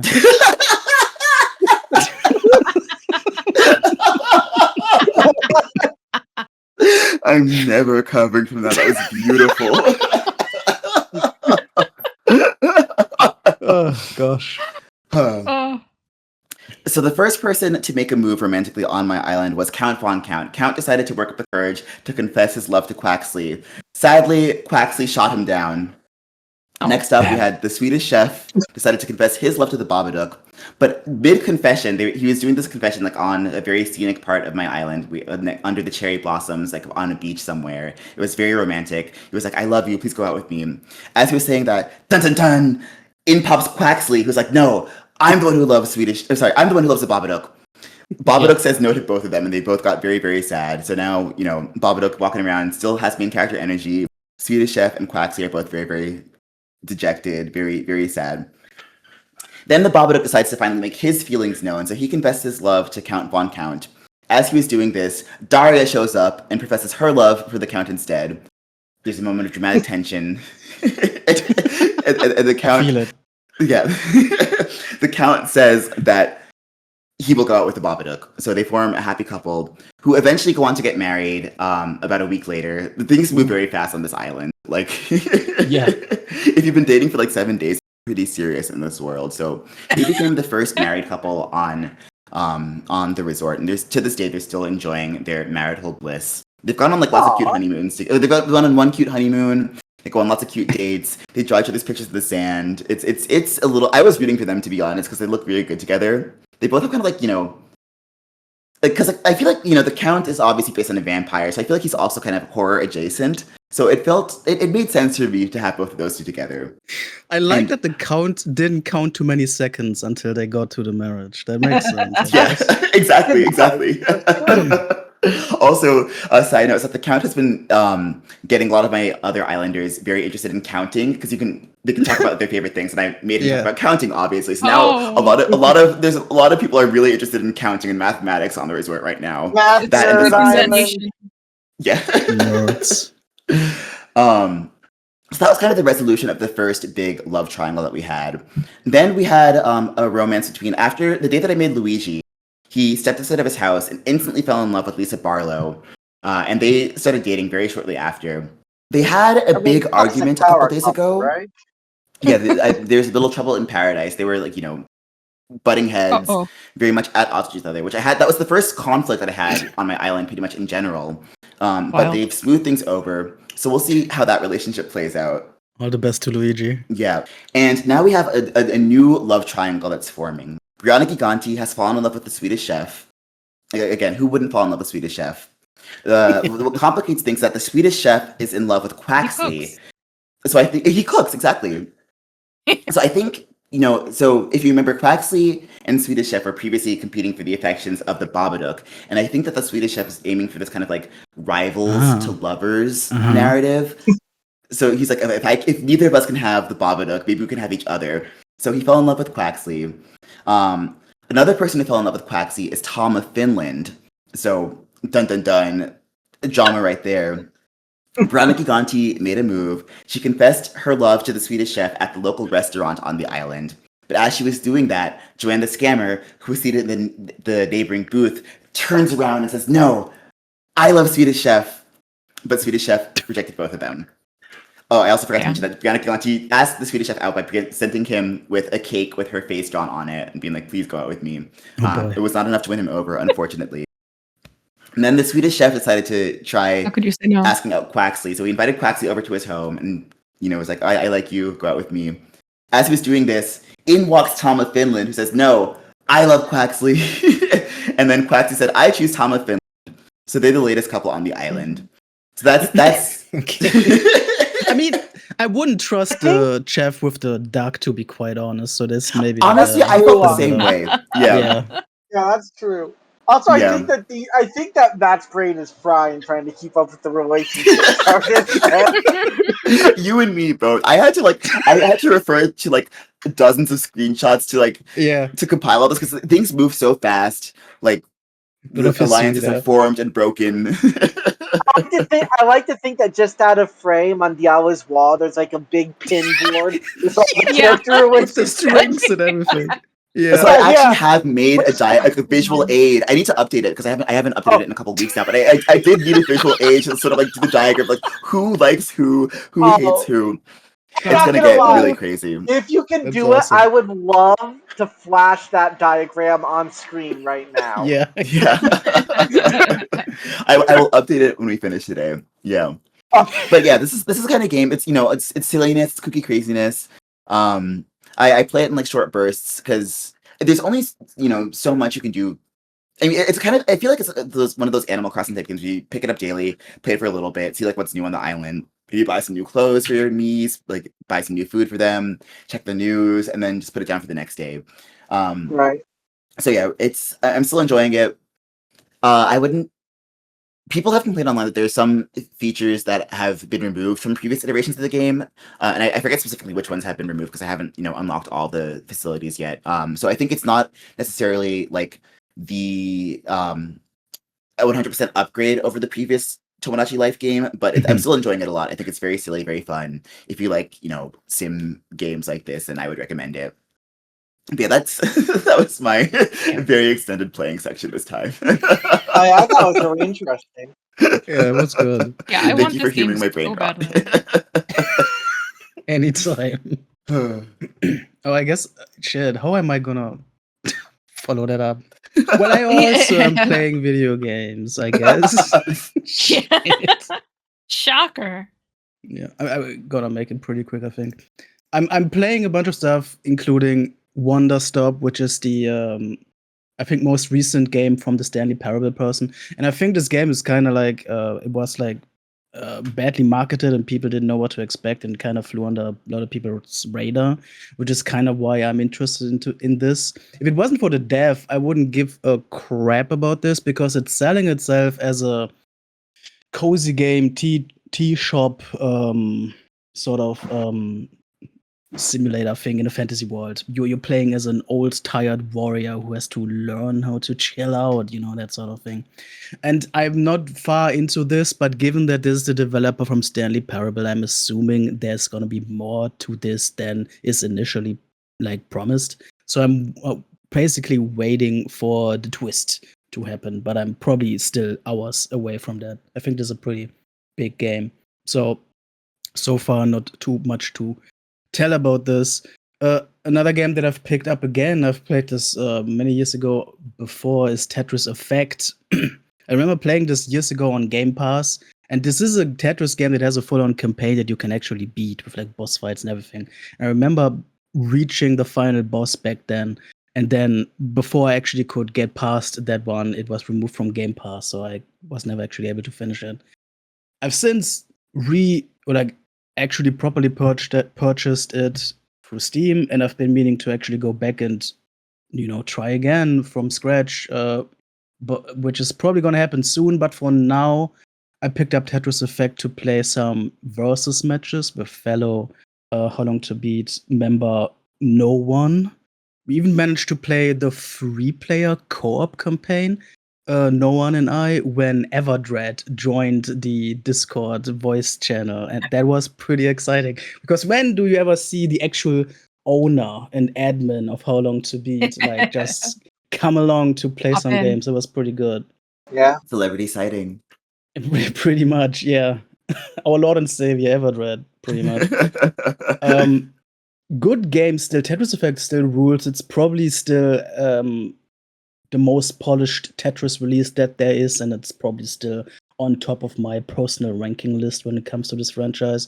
It just has so many cool different modes, and again, the whole campaign with like boss fights and the co-op campaign and like all of these different visual effects for which it's also very much known for really driving into the actual name-giving Tetris effect by adding a bunch of like what's the word, like meditative graphics and whatnot while you're stacking those blocks. It's a beautiful game. It's dope, and I'm actually hoping to put some time into the campaign again to finally finish that one.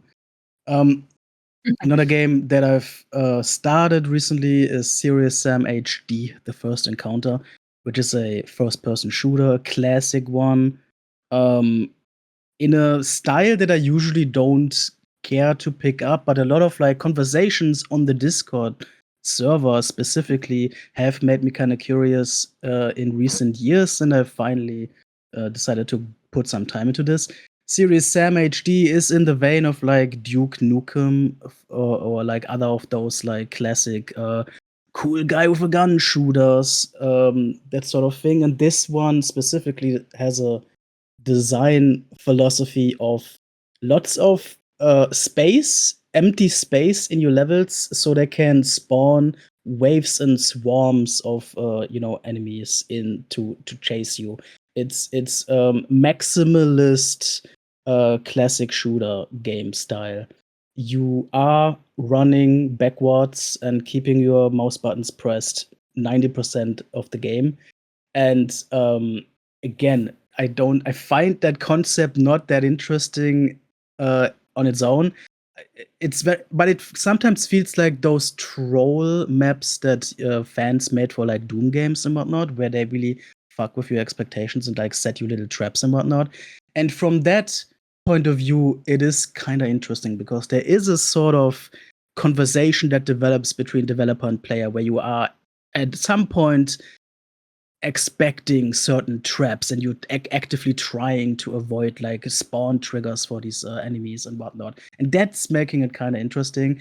However, there is so much fucking I want to say bullshit with how those creatures spawn in and the masses and masses of those creatures that spawn in that I don't think I'm probably not gonna actually play it all the way through to the end. It's an interesting experience for a bit, but I doubt that I'm gonna actually stick with this all the way through.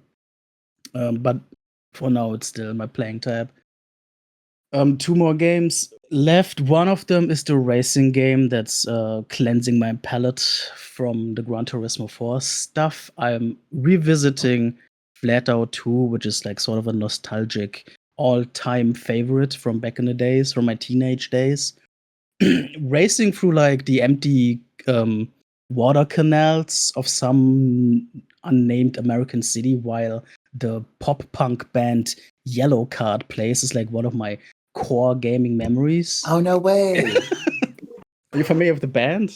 I'm guessing. Yeah, Ocean Avenue was my jam as a middle schooler. I generally only know 2 songs Yellow Card which were in this game. Legend. Which are Rough Landing Holly and Or maybe you should look up some more. Maybe I should. But yeah, this is again, this is a hugely nostalgic game for me, and there's always like the sort of expectation to have the shine like vanish a bit when you revisit it. Though I have over the years always heard from people that this still holds up very well.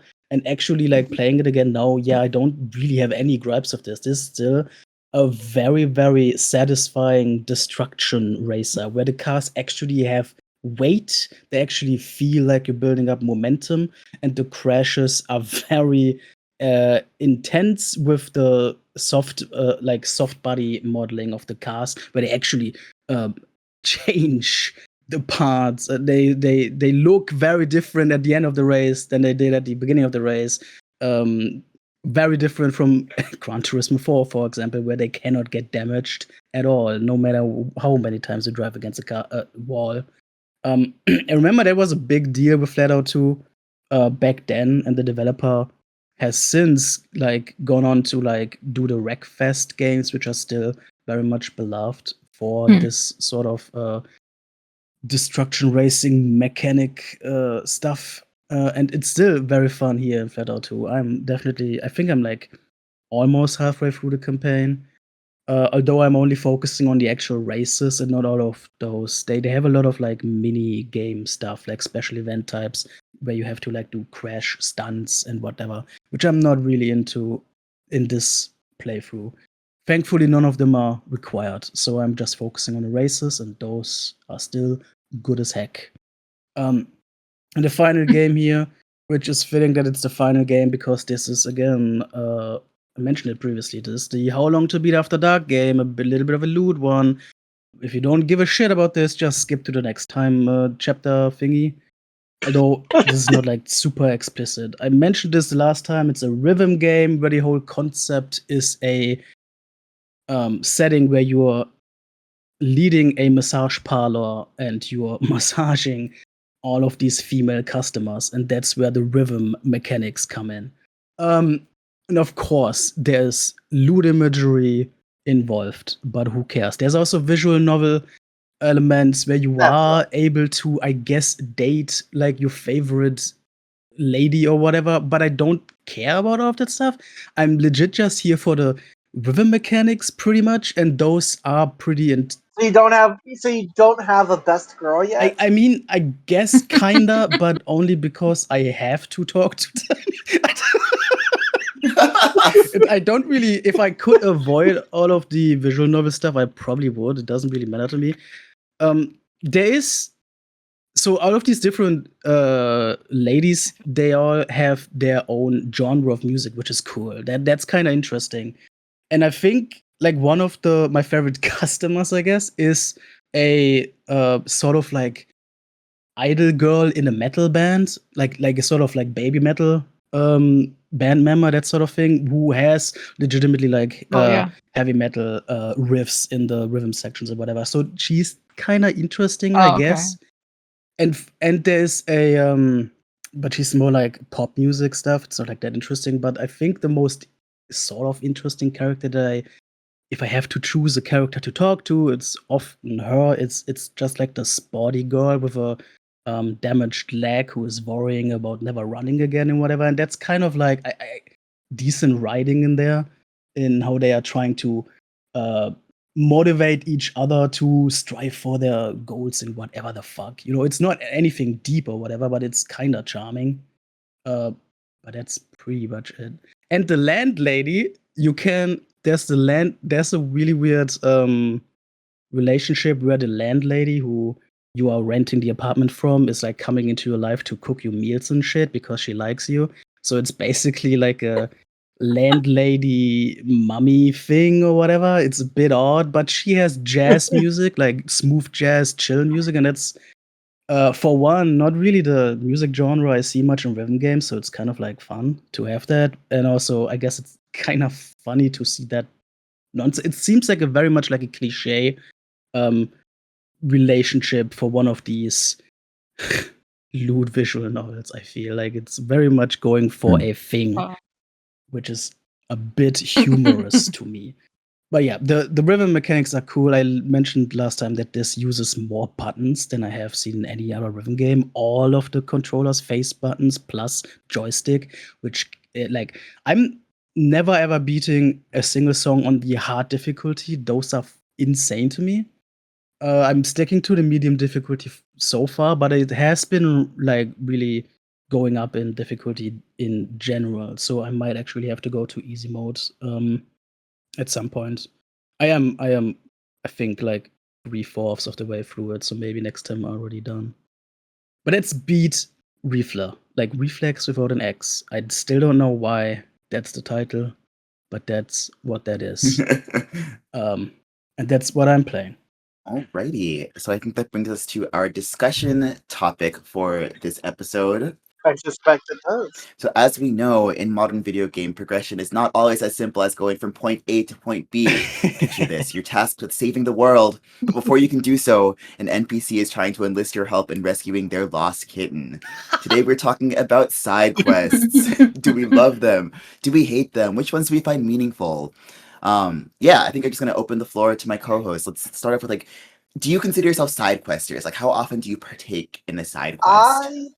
I would say that I generally like side quests a pretty good amount, but if the game doesn't meet the kind of not expectation, that feels like the wrong word. I'm not just gonna do side quests to do side quests. I do side quests because I expect either I'm going to enjoy like a story or gameplay moment, or that I'm going to get some cool reward. If it feels like I'm just completing a checklist, I will just stop doing side quests. Mm-hmm. Yeah, that's fair. I think that's pretty similar to my feelings. Like, I don't consider myself to be a completionist when I play games, but when I do see the option to do side quests, I'd like to indulge in the opportunity to like take a moment to be distracted from the main plot of the game to sort of like see what the side quests have to offer when the opportunity presents itself. But again, I would agree that I don't like to do quests just for the sake of doing a quest. Like if it seems like it's not going to be a meaningful reward or a particularly fun quest to do, I'm totally fine to just like leave it on the side. But if it's going to be like a fun distraction, then by all means sign me up. I love to. The world can wait. Yeah. Like, I won't go into it too much because this will be in a later segment, but I can think of multiple, like, 100-hour RPGs where I end up 100%ing them because I enjoyed all the side quests. And then I can think of probably 1 or 2 RPGs I did, like, no side quests. So if I really, like, if I see side quests that are good, I'm gonna go pretty far in on them. But I'm very willing to drop them if they don't feel good. Yeah. I think for me, when I was younger, I used to try to do as much of the game as possible just because I don't think I realized that they were necessary, like that they weren't necessary. I just figured like, oh, they're telling me to do something. That's part of the game. I'm going to keep doing them. So I would just do everything that there was. And as I got older and I had less time to play games, it was like, look, if this isn't getting me like part of the main story, I don't want to know anymore. So like it's very rare now, I think, for me. Like there's also like Skyrim. My idea was I wanted to 100% that game. So I was like, I'm going to do all the side quests possible, but I also haven't touched that in 3 years. So like, is that a good goal? I don't know. Right. But like Red Dead, when I played Red Dead 1 and 2, I just kind of did the main quest because I was like, this game is so long, there's no way for me to like get through everything. But then I finished it and I was like, wait, I wish I had spent more time in that world. Now I want to go back and do all the side quests and everything. So, you know, like for GTA, I tend to do a lot of the side quest stuff. But like GTA also has like weird shit on the sides where it's just like learn how to fly a plane. I'm like, is this for a mission? If it's not for a mission, we're not going to that school. I don't care. So, so like that sort of thing where like GTA will be like, oh, now you've unlocked this. I was like, cool, that doesn't interest me. I don't care. But like Zelda, I try to do everything possible in that game just because I don't want to have to be like, well, that's it. There's nothing else in Hyrule, so I will do everything possible for me not to leave Hyrule that time around. Right. But yeah, nowadays it's very rare that I will do side quests just to like 100%. Sometimes it's like, oh, this area seems cool. I want to hang out in this area. I'll do those side quests and forget the rest of the side quests, or like a certain thing where it's like sometimes they'll be like, oh, this type of side quest will make you go all over the place and do different things. And I'm like, well, I just want to be right here. I don't want to have to go over there and do that. That's taking me off of the path. I'm going to do everything that I can right here. Or if not, I'm going to continue on the main thing. So I gotta say, I had a hard thinking to do to figure something out that I could actually call side quests. Because if you're not talking just optional stuff in general, side quests is more like a specific RPG thing, and I actually do not have much experience in those games. I think if I play an RPG game, I am very often not really indulging into the side quests. I think the rare exceptions, I'm trying to think what would get me to do it, and I think the rare exceptions where I did indulge into side quests were ones where I didn't do it for the reward or for a gameplay mechanic most of the time, but it had to actually develop the world in an interesting way that I wanted to see. That's mostly my draw.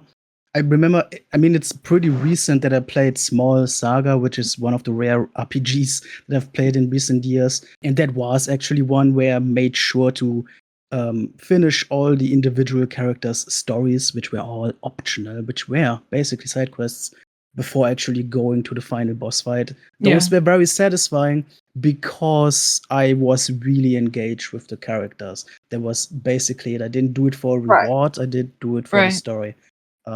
So it's I guess it's mostly that. One example where I think I did a side quest for the mechanics, if this is even considerable as a side quest, is in Digimon Story Cyber Sleuth.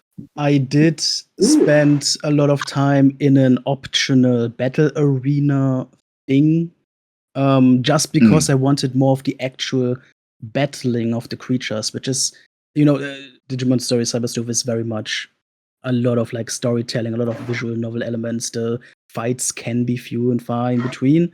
So I actually I really enjoyed and appreciated that we had the option to just indulge in the fights with a rearranged challenge to finish, and that was very fun. That could be considered side quests I indulged in. Funnily enough, arenas are kind of like one of the genres of side quests that I often skip. Like I'll do maybe like the first couple rounds or so, but then I feel like they often get a bit repetitive and tedious for me. I think it was an exception for me as well in that case, just because the main game didn't have as much of it that I wanted, which is unusual. Yeah. Something that's funny for me is I did 100% Cyber Sleuth. And I was actually quite invested in a lot of the side quests in that game. Like the story-based ones. Like the there's like a 2-3-parter, I think it was. It might have just been one. But I could have sworn you came back to it. With like the investigation club and stuff. So that was one where, I did enjoy like the story element of the side quest. It's like the rewards you get from side quests in that game are often pretty lame. Yeah, that's true. It is funny that in the quasi-sequel expansion of Cyber Sleuth, Hacker's Memory, I think it's called, it was basically that it felt too side questy with all of the little mundane stories that they were telling. That was what made me eventually drop it at the time. So that overdid it. I mean, what's funny is that to me that makes me interested because I kind of like the mundane story part of like the first half of Cyber Sleuth better than the second half. Yeah, and granted, for me, part of that is like the second half is very derivative of other Digimon media. So for me, it was kind of kind of thing. But that kind of makes me a bit interested. It's all about expectations in that sense, yeah. Leah touched on something a bit ago that I thought was interesting about not realizing as a kid like what that side quests weren't optional. I think that I like some of my favorite side quests or some of my favorite games are games that blur the lines between what is the main story and what is the side quest. So, for example, one thing that comes to mind is Disco Elysium. It's a mystery game, and it's unclear which of the threads you absolutely need to follow and which are kind of like more optional side stories. So I like sort of being presented with like, I think that it's meaningful to start like looking down this road, but maybe it could be red herring. I like games that kind of like make it more ambiguous. Like, oh, is this actually going to be like a meaningful story that you should investigate, or is it just kind of like fun optional content? When it's like not sort of like spelled out really clearly for you, I feel like that's a really interesting moment for me as a gamer. But it also facilitates that struggle where you don't know in which direction you want to go in fear of like locking yourself out of something optional or whatever. Yeah. Oh, I know that for sure. Yeah. In fact, real quick, I have a story I want to tell about that. Boy, yeah. Because there's a game that I have listed as 100%, but very, very technically, I did not 100% it. Okay. Well, you see, I played The Legend of Hero Trails in the Sky, the first chapter, and that game has esoteric side quest timing. Some only unlock at certain times, some, like, lock and unlock. Some of them have, a lot of them have a time limit. A lot of other ones don't, but they do. So the very first side quest is really, really simple because it's just it's just like, oh, here's how side quests work if you don't know, if you're an RPG newbie kind of thing. So you basically just need to go to like the next door and go talk to someone and then come back. It's really simple. The thing is, though, if you advance too far, you get cut out from it. And I was like, I'm going to explore the town, and then I'll come back to the side quest. And I accidentally triggered a cutscene that advanced me too far for the tutorial side quest, and I missed out on it, after which I proceeded to make sure that I would check a guide, and I never missed the timing on a side quest the rest of that fucking game. I didn't look for the actual ways to beat them, just like when they would be unavailable. God damn. Wow. And because of that, I completed every side quest. I opened every single chest. I got every single message you get for checking a chest after you open it. But I didn't get the goddamn tutorial side quest that's just walking next door. I can't believe you failed the tutorial. Your gamer card is revoked. I failed the tutorial. Goddamn, shameful. Yeah, I know. And you know what the worst thing is? No. This game is like a 3-part trilogy.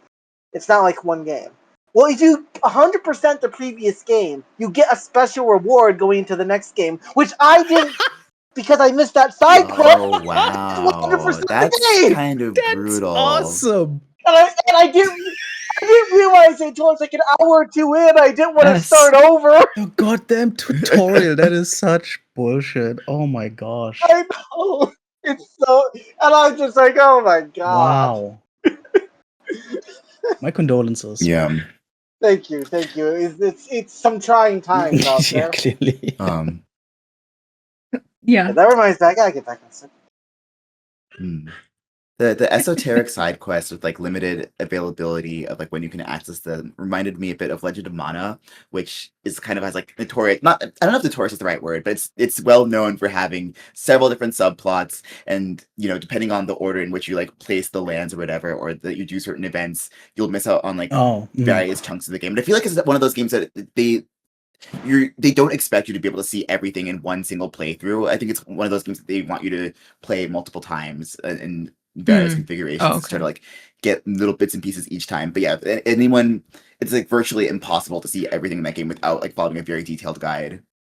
Yeah, it seems like it.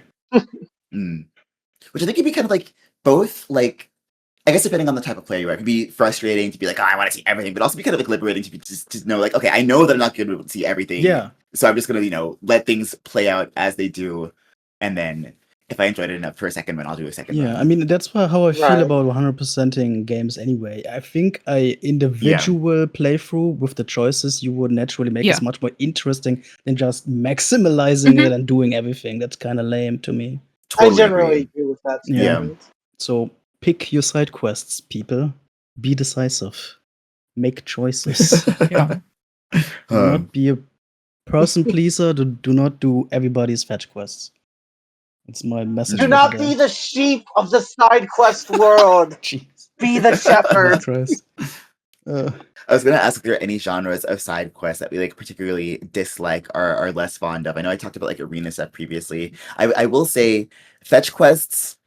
I will humor a fetch quest if the rewards are good enough. I just feel like from a gameplay perspective, it just feels kind of uninspired. Like, really, you couldn't walk the 10 feet to pick up this item. Like, this NPC's literally in view of me, and you're telling me to walk over there and talk to them and get you the item that you couldn't go get yourself. See, fetch quests are a good concept to make you explore the world. So if the world is actually interesting, I'm actually fine with a fetch quest, but that is what it hinges on. Yeah. For me, for a fetch quest, it comes down to one of two things, which I can think of a lot of games do. First, like Matt said, I'm exploring the world or going to a location, or like I fight a unique boss, or I'm getting something that's, out of the ordinary. Or two, sometimes with a fetch quest, it includes story elements. Like, like I talked about Trials in the Sky for a moment. I'll talk a bit more about some stuff I like, and then we get to a different segment. But like, there's a series of side quests with this guy who's kind of like a rich dope kind of thing. He's a bit too confident in himself, and you start with like fetch quests to find exotic plants for him because he's going to start a business. But it's like a 3-part quest where he finds out that what he wants doesn't actually fit because he doesn't know what he's talking about, and then you have to go do some other stuff and so on. And it ends up being like a fun story beat that has some comedic moments and stuff. And to me, I might just be going from place to place, but what I'm really enjoying is the story moments, so that's fine, kind of thing. So to me, it's like either a new location or fight, or a story moment, and I'm usually fine with a fetch quest. But the fetch quest is literally like, go kill 20 bears, and then bring me 20 bear asses. It's like... it's like, sure, because I probably would need to do that anyway. But there's also another side quest type that I don't think anybody likes, and I actually don't believe there's a way to do it well or fun. It's the escort missions that just always just blows. Never want to see those. Always avoid them if I can. They're up and down. I've always hated the escort quests.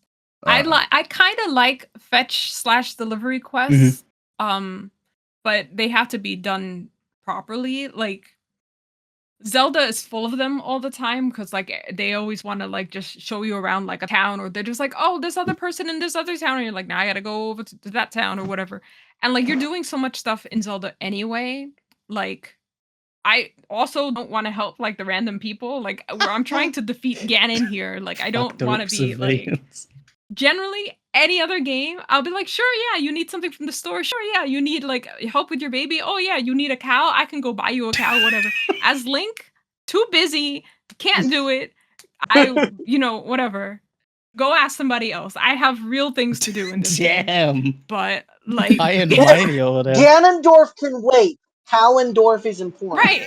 Like, oh yeah, somebody needs a potion. There's 2 other kids over there. Go talk to them. I want my world-saving hero to have a little bit of whimsy left in their heart. I need that. I do, but I mean, in Zelda, I tend to like always end up doing all the side quests anyway, just because I'm like, I don't want to leave yet. Like, I want to do other things. So, like in other games, like I end up just doing like all the little things, especially like Ghost of Tsushima really did like a really good way of like fleshing out like the samurai and like the honor code and like all the merchant people and stuff like that. Like there was like little things to do around where you're just like, oh, had I not done the side quest, I would have never thought about this aspect of like what's going on in this world or whatever. And like that's kind of cool stuff. But right. But yeah, but like also when it comes down to it, like go find a thing is like basically every RPG ever. Like every like Naughty Dog thing is like, oh, we need to get to that location over there, and then you just walk over there. And now we need to go to that location over there, and then you just keep walking, like, and like it just repeats the cycle again. So like it kind of does get repetitive after a while, but it's also what's kind of cool about like exploring that world. So I'll do. The only things I don't like when it comes to Zelda, especially, is when it becomes like those. There was that one in Tears of the Kingdom where it turned into like a tower defense where you had to like defend the town. And anytime that there's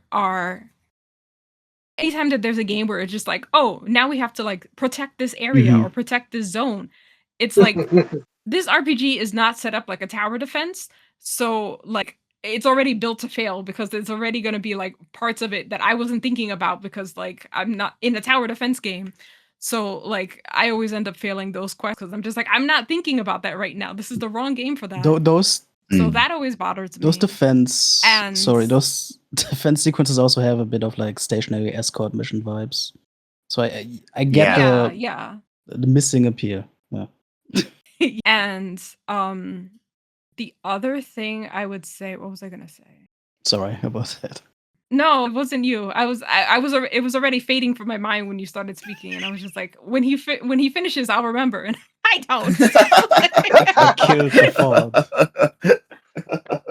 thought. No, but like those sort of things where it's like the protect quests and like defense things always just tend to bother me. Yeah. Also, a lot of times what's good about GTA is like they'll have like the vehicle missions where like you can just like take taxi cab things, and that's also kind of cool because you can just like learn the map of the city or whatever. So that's, or like the bus routes or whatever, and you get to learn like all the different neighborhoods and stuff. So that's kind of cool in the aspect of learning the map or like exploring the map or whatever.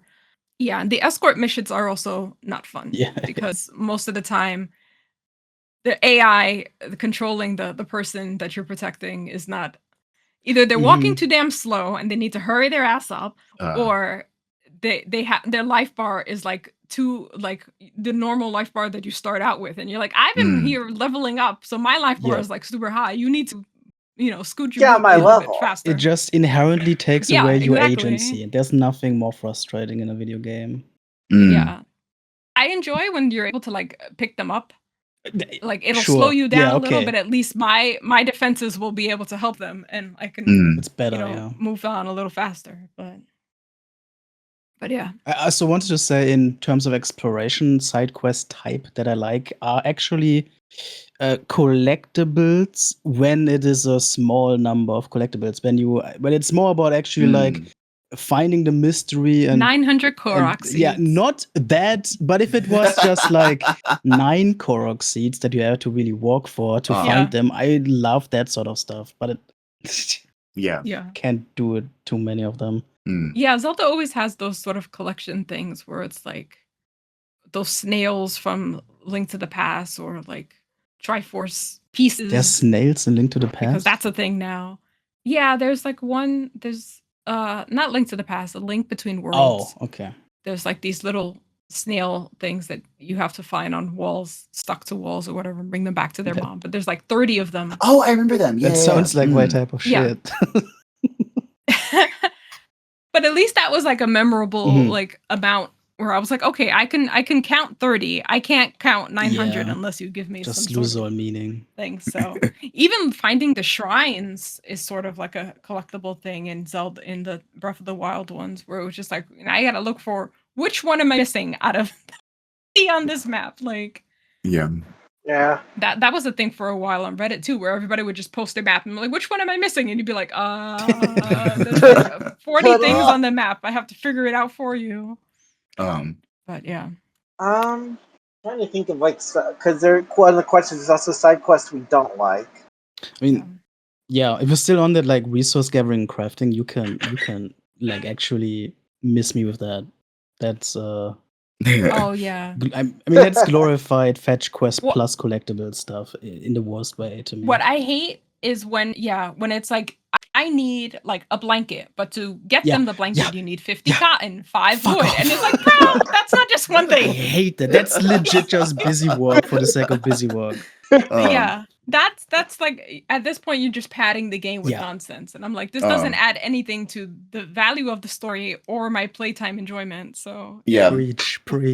I did, however, enjoy making the houses in Breath of the Wild and Tears of the Kingdom. Those people, those builders can stick around all the damn time. I love them. I guess slightly related to the subject of like resource gathering stuff. I feel like in the year 2026, if someone asks you to do a quest and you already have the item in your inventory, they should automatically be like, "Oh, you already have it. Thank you." I hate it when a game says like, "Please give me like XYZ," and then you have to like X out of the dialogue, and then you have to come back and be like, "Oh, my God. here I am. I already had XYZ. Here you go." I feel like this is just like a nice little quality of life feature that every game should have at this day and age. Just let me automatically complete the quest when you give it to me. There was something it might have been Infinity Nikki where it did that, where it was just like the screen faded and it came back and they're like, thanks. I was like, oh, I give it to them. Awesome. I don't have to deal with that anymore. Bye. I don't have to press buttons. Yeah. Fuck that shit. Exactly. There should be more of a system for that, though. If there's like a fetch quest or something, there should be like some mail system where you're like, oh, just send it to that person in that town. And then I don't have to walk over there. If it gets to them, I get the reward. Done. That would be very advanced. I don't think we live in that utopia. If I'm gonna have to fast travel, their item can fast travel instead. Right. Mm-hmm. Also, on the subject of quest systems, how do you all feel about the inclusion of a quest log versus games that like don't specifically say like, hey, this is a side quest, but they just like, you talk to an NPC and you have to sort of like remember in the back of your head like, okay, this NPC asked me to do this thing. I think universally it is more and more appreciated when the game actually reminds you what the fuck you did the last time. I feel like that is always praised when people find that in games. I really appreciate it, at least. I think I like there being like a journal system or something. Yeah. I don't care if it says it's a side quest specifically. Yeah. If it wants or something like that. I do like being able to refer back and even at least just to like the description you got of a side quest. And even if it doesn't tell me where I am. You know what I mean? Like, this person asked you to do this. Right. You know. I don't need it to be like, oh, go here. I don't need a waypoint. I don't need to be like, oh, this. Waypoints, it depends on the game, really. But I think for me, at least, I want a journal system that lets me know an idea of what the fuck I'm doing.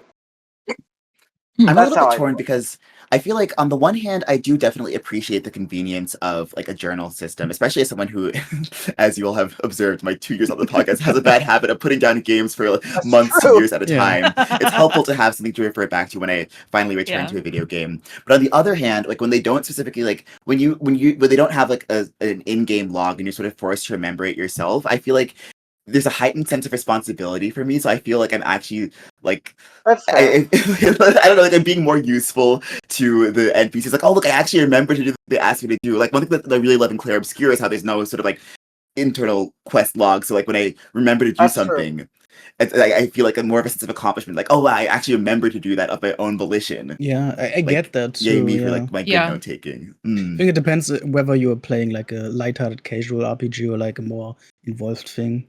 I could see either of them working well.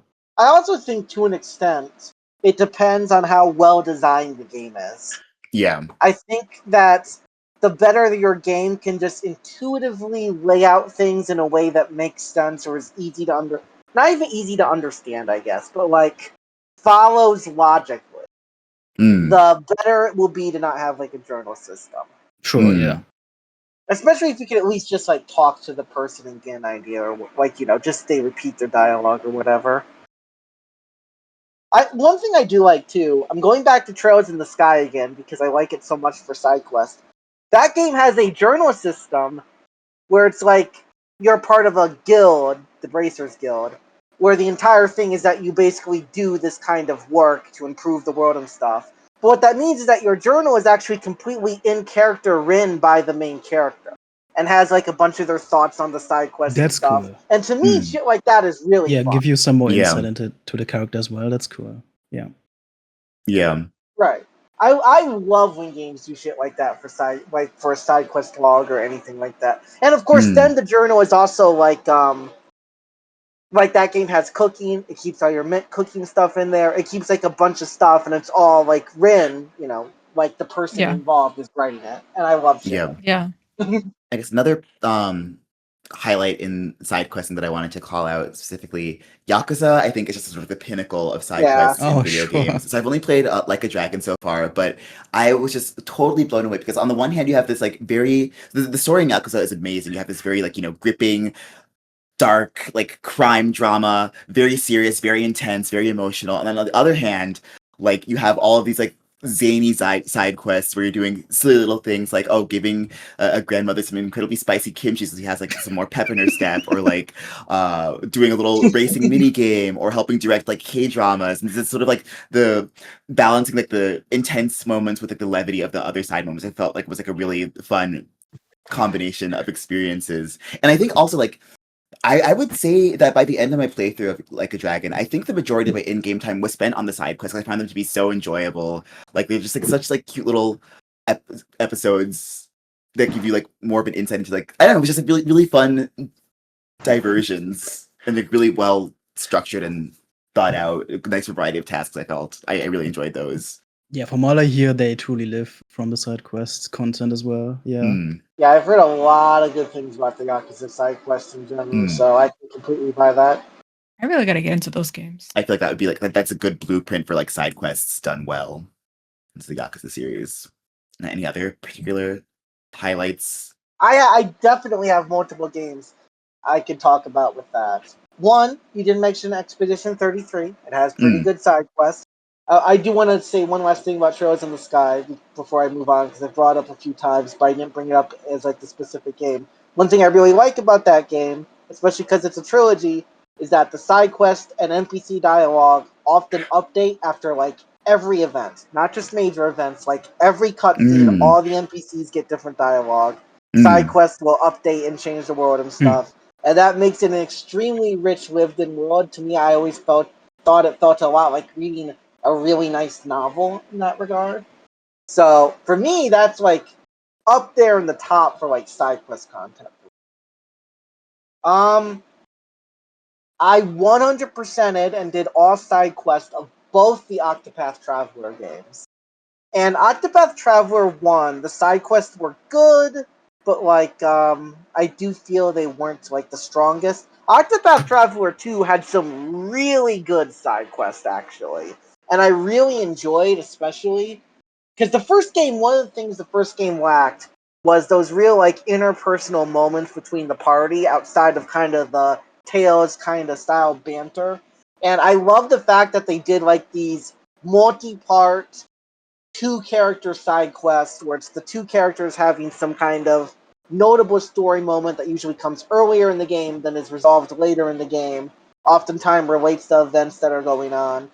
A lot of them were really good. I remember Hikari's was really nice, and it tied in to a lot of story moments early on that I didn't expect to. And then on top of that, I love the fact that at like near the, I don't think it's the post game. It might have been the post game, but it's either the post game or right before the final boss.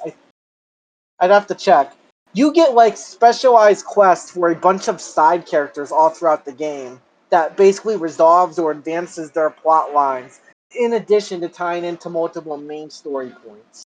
And that I thought was all really cool because I love me some side character content.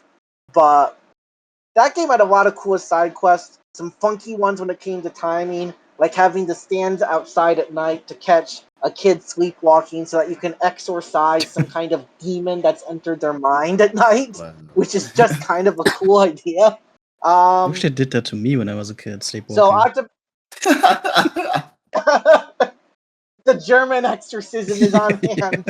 I mean, Majora's Mask, classic game for side quests. Yeah, I was actually thinking about that one too. Yeah, like, you know, obviously there's the, oh my god, I suddenly can't remember how to pronounce his name. The dude who's getting married and has the really long side quest. Coffee or something? That's right, yeah, like Cafe or Cafe, I couldn't remember. But, like, that one, obviously, that's a classic. I did always think it's funny, you can resolve the bomb side quest by just shooting the guy and blowing him up. Hell yeah. Just fucking murking dude in the Legend of Zelda game. What the fuck? Yeah, because, well, he's stealing all the bombs from the old lady who sell bombs. So you can shoot your slingshot on him, and guess what happens to the bombs? Right, yeah. He's just fucking dead. Star Wars Knights of the Old Republic had a lot of really cool, involved side quests. Like solving a murder mystery where you actually need to go to court as the prosecutor. Ooh. Or no, defender, actually, sorry. And like you not only have to gather all the information, and depending on how much information you gather, you might even have an incorrect read on the case. You still have to choose the correct dialogue options, or you can choose to willingly lie to try to get a verdict you think is just like more just, even if it's not true. Stuff like that. That's a really cool side quest. You know, you have like the whole secret society of assassins with bonus bosses, you know, and having to find them in like their unique ways. The Jenna Hatteron, I think is how you pronounce that. Just in general, that game had a lot of cool side quests. And I think that game, one thing I like about is that I think it was pretty low on just your normal fetch quest, side quests. They tended to be pretty involved, all things considered. I do love a side quest that like lets you experience a different type of genre than the game typically is, like maybe like a little racing side quest or a cooking side quest. Yeah, when they sort of like when they stray from like the game's original genre, I feel like that's a fun little diversion sometimes. Yeah, I feel like as long as they do it well, because some games sure don't. Right. Yeah. Well, I hate like a half-baked mini game, but if they have like yeah. Mini games are bad. That reminds me, that was the other thing that I was gonna say about Zelda that I hated was the trading sequences. I hate that shit. Not every single one, but like a lot of the Zeldas are just like, I have a chicken. I don't need this chicken. You can have it. And then you just have this chicken. And then somebody's like, I have this nest. I wish I could pay for a chicken. And you're like, oh, here's your chicken. They're like, cool. Here's a feather. Why do I have a feather now? And then you like walk around with a feather for a while. And then people are just like, I need a feather for my hat. You give them the feather. It's like, oh my God. Like, can you people talk to each other in this town once without me having to be involved? Scientifically possible. But yeah, also the Zelda games, at least the 2D ones, used to have like the little like carnival game you would have to. There was always a heart piece that was stuck behind the fucking counter, and I had to play a game just to get the heart piece, just so I can level up my damn heart. So I hated that shit. freaking the arrow bomb mini chew games, game. the bomb chew, yes. The bomb chew, fuck that one. Like, I hate that shit. So that's I kind of remember to bring it being back to that. fun. Yeah. I don't think I ever won. Yeah. So I think there was, I don't know if it was A Link Between Worlds or Echoes of Wisdom, but there was one of them where I was just like, I'm never going to beat this, and I'm going to break this controller's last console if I continue playing and losing at this game. So I just was like, whatever heart piece was there, it's with God now, because I'm not dealing with that anymore. God, fuck that shit. Strong decision of yours. Or I guess it's with I'm- Helia. You're in her rule. I'm also gonna. This is probably the last one off the top of my head, I guess. But one that this does kind of combine side story content, which I don't know if it really counts, but it is also a side quest. Fire Emblem 7, the first one that got brought over with Wynn and Elliewood, has really something I find really cool. I know it's a bit controversial for some people, but I find it really cool, and I actually love the way they do it, where you can have hidden objectives on maps that will unlock entire side quests and side maps, and a lot of times they tend to be story focused in some way, and one that admittedly I think is too difficult, it's too obscure, I think, but I like the general idea, is if you go through the game a second time with the Hector mode fully, or somewhat you can do it with the Elliewood mode, but you need to go on Hector mode to do it fully, you can unlock an entire series of side quests that basically lets you understand the villain's motivations that even he doesn't know, because the way he's used magic has damaged his memories. And it actually leads to like some of my favorite moments in the game. But it's all you have to go through like 4 or 5 obscure side quests to get to it. But it's really fun to kind of figure some of them out. Some of them were too obscure. Some of them were too crazy. But and at least unlike Fire Emblem 6, Fire Emblem 6 locks the true ending behind way worse shit. But Fire Emblem 7 I thought did it right, and in a way I actually quite enjoyed. A lot of the side maps are very fun. I think it's Pale Flower of Darkness is the side quest and not the one before the side quest. That's one of the best maps in the entire game. It has epic moments, plays well, story well. Fire Emblem 7 is a game that just over time I'm more and more impressed with.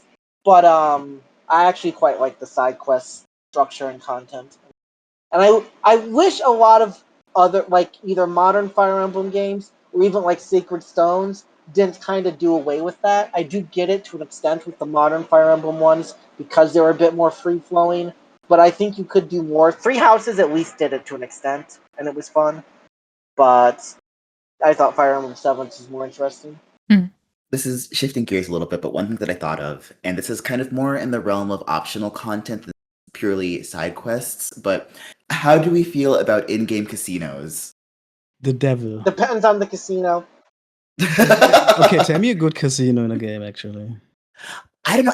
I don't know what it is, but I'm a sucker for like a virtual I know card, what it like is. a It's addiction. blackjack. Sorry. Yeah. You know what's a good in-game casino? The mini games in Super Mario 64 DS. Yes. Sure. Yes. What? Yes. Yeah. True. Sure. I need them to port that out and make it its own game so I can play it on the Switch. I've literally never been to like a real life casino, but for some reason this video game casino, I'm down to spend hours in it. See, the benefit of an in-game casino is that you're not actually losing anything. Except So you for get all the time. joys of gambling without the downside. Yeah. See, one of the more prominent casinos in games that I remember is the one in Pokemon Generation 1. That's obviously a big one. And I vividly remember, instead of actually playing the games, I eventually just bought the chips that I needed for money to get the price that I wanted. And it was so much more satisfying than the roulette wheels. I mean, I'm going to say right now, I also usually just buy the shit from the casino. Yeah. That should be an option at least if you have a casino. Could not tell you a good casino that I would actually actively want to spend time in. I don't think. I would say I do like the Pokemon ones. I would say biggest thing for casinos and video games, good if optional or just has optional stuff where you can buy it. Bad if there's shit that like if you want this cool thing, you must gamble. That's a sin. That is actually evil. Yeah, I would not be down with that. No, you're telling me I have to play blackjack for 50 hours to get the 100%. I want that Fuck Porygon, that. and I'm gonna buy it right now. That's my goddamn Porygon. Exactly. I do remember though. You mentioned Super Mario 64 DS, but I also remember new Super Mario on the DS also had casino type minigames, and I did play a lot of blackjack with Luigi in that. I do remember that as a child. Yeah. So I'm guilty as charged there. I mean, there you go, fellas. If you want to have gambling in a video game, include Luigi. Luigi's make the world a better place. But I do think that's basically all the side quest casino stuff I can think of. I mean, like, Balatro isn't a side quest. So. Yeah, no. That's also not really gambling, admittedly. I haven't said it because I'm struggling to remember, but I do like when there's, like, co-op games where, like, you can gamble something with the other person, like who will beat the level faster or whatever. Is that a thing? What? I could have sworn it's in a game, and I can't remember the game, which is why I didn't even want to bring it up. It's one of those things where it's like a memory. I feel like I've seen that before myself. Interesting. Never heard of that, but it could be cool. I know, like in Super Mario Bros. 3, you can like duel in the minigame of Super Mario Bros. Or not, no, just Mario Bros. Sorry. Yeah. I forget what the reward was for. I forget it was just like it's to determine who plays next, or if there was something else to it. But mushroom. I do remember it. That's right. We've got gambling and drugs. Oh, that's why he's so popular. Oh, makes sense now. Nintendo truly, in fact, said they would just make their own video game with blackjack, hookers, and drugs. I don't think we're that far yet. Alright, I think that's all the gambling ones I can think of off the top of my head, anyway. Yeah, I don't mess with that. Oh, right, Paper Mario the 1,000-Year Door gets shit for its side quests, but I do like a lot of the side quests. Why do they shit on the side quests? What's so bad about it? Sometimes they require you to travel pretty long distances, so people don't like the travel time sometimes. Yeah, okay. That makes sense. One or two, and I think one or two of them, at least one of them, which is like the Frankie Francisca side quest, has the joke that it's wasting your time. Okay, see, no, that rules. I'm all for that. That's awesome. Yeah, I love that. Because after you find the dude's wedding ring that he missed, she makes him say "I love you" 100 times, and you have to click through each. Dude, hell yeah! Yes, that rules. Wait, I'm surprised that you like that, Matt. I felt like no, that is awesome. Just unapologetic. Here's the thing with Matt: if it was unintentional, you'd hate it. But it flips back around if they're just fucking. That's pretty much it. That's fun. I don't remember the name of the game, but there was a game that I played once where when you finish it, it literally just says in the credit roll, you just wasted this amount of time. The end. And I loved that. It was so tongue-in-cheek conscious about the time that you spent. So good. Well, maybe that's a reason to play Paper Mario. Honestly, that is the first convincing point that I've heard about that. If it makes you feel better, Matt, there's a story-required segment where you have to find a dude, travel across the entire world, each place says he was just there, and then you go back to where you started, he's asleep, and you have to go through 30 text boxes to wake him up. Yes, dog, that is actually fucking fantastic. I love that shit. Yeah.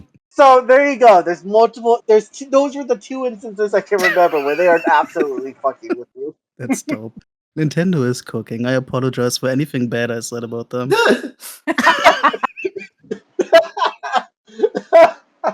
Damn. And it feels like maybe we're nearing the end of our discussion. I don't know if there's any closing thoughts. Okay, yeah.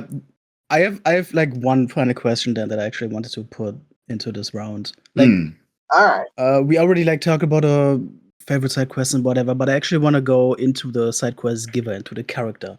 I want everybody to describe like one example of their ideal quest giving character in a game where you would say 100% I'm gonna help you out. What does that look like, the person? Ooh. Or thing? Can I give multiple answers, or you only want one answer? One. You must make a decision. I appreciate if it's going to be a mutual thing down the line. Like if there's going to be, like, I'm helping out this person because they're in like a rut or something. So they're like, oh, I need to do this thing. And I'm like, don't worry, I got you. I'll go do this thing for you. Oh. Come back. And they're like, oh, I have some other thing. And you're like, okay, cool. And they're like, now that I've got everything done here, I'm gonna, like, you've inspired me to like go on a quest. And then they like join you on the quest or whatever. Then it's like, okay, now I have a companion on my quest or whatever. Very utilitarian. Now, you know. That is it's cool like, oh, when that happens. Because now we have a bond. Now it's like, okay, yeah, I helped you out. Now you're gonna help me out. This is cool, you know. I do love when I always quest givers kind of be characters like that too. Yeah, that's my favorite. One of my favorite parts about certain RPGs where like you can like save a person back later and they help you out. That happens in one of, I think it's in Quantum Break that happens, where, and also in GTA, GTA 4, I believe there's a quest like that where like that person will come back and be like, oh, since you know you did the thing, I'm gonna help you out here. So yeah, that's a nice way, because like most of the time side quests kind of have nothing to do with the main the main quest. It's kind of like whatever you do, whether you don't do them or not, whatever. So like when it kind of ties back into the story where you're like, oh shit, it's that person I helped like 3 years ago or whatever, then that's kind of cool. So it's like, oh, that wasn't for nothing, you know. It was a side quest, but it kind of like, you know, added something to the main thing. Mine is maybe a little bit similar, and like I like when, especially in games that have sort of a morality system, when there's a side quest giver that you don't fully know whether you should trust them, and like maybe like you'll agree to help them out, but you don't know, is this gonna have like negative repercussions for me and or the universe later on if I'm like, helping this like seedy looking person? Like, sure, like it sounds enticing, but like I have some second like some misgivings, like some second thoughts. Those are especially fun if the side quest has like character choices in it, and you're wondering if you're making the wrong choice, or if you're making a choice that's gonna have like these major repercussions later in the game. Yeah, but the potential alone that the game gives you the option to interact with a shady character is already enticing enough already that I would probably do whatever they want, even if I expect a bad outcome. So I think from the sound of things, Matt's ideal quest giver is a really shady guy who's living in like a back alley with roaches, who sends you on a quest that makes you take 20 minutes going everywhere, only to come back and the quest reward was there all along. Pretty much. I actually literally had in my notes written as an option a weirdo in an alleyway with a secret scheme, so that's literally what you said. That's wild. The back alley yeah, Roy, you didn't give us your ideal one yet. So no, I didn't yet because I had to call yours out.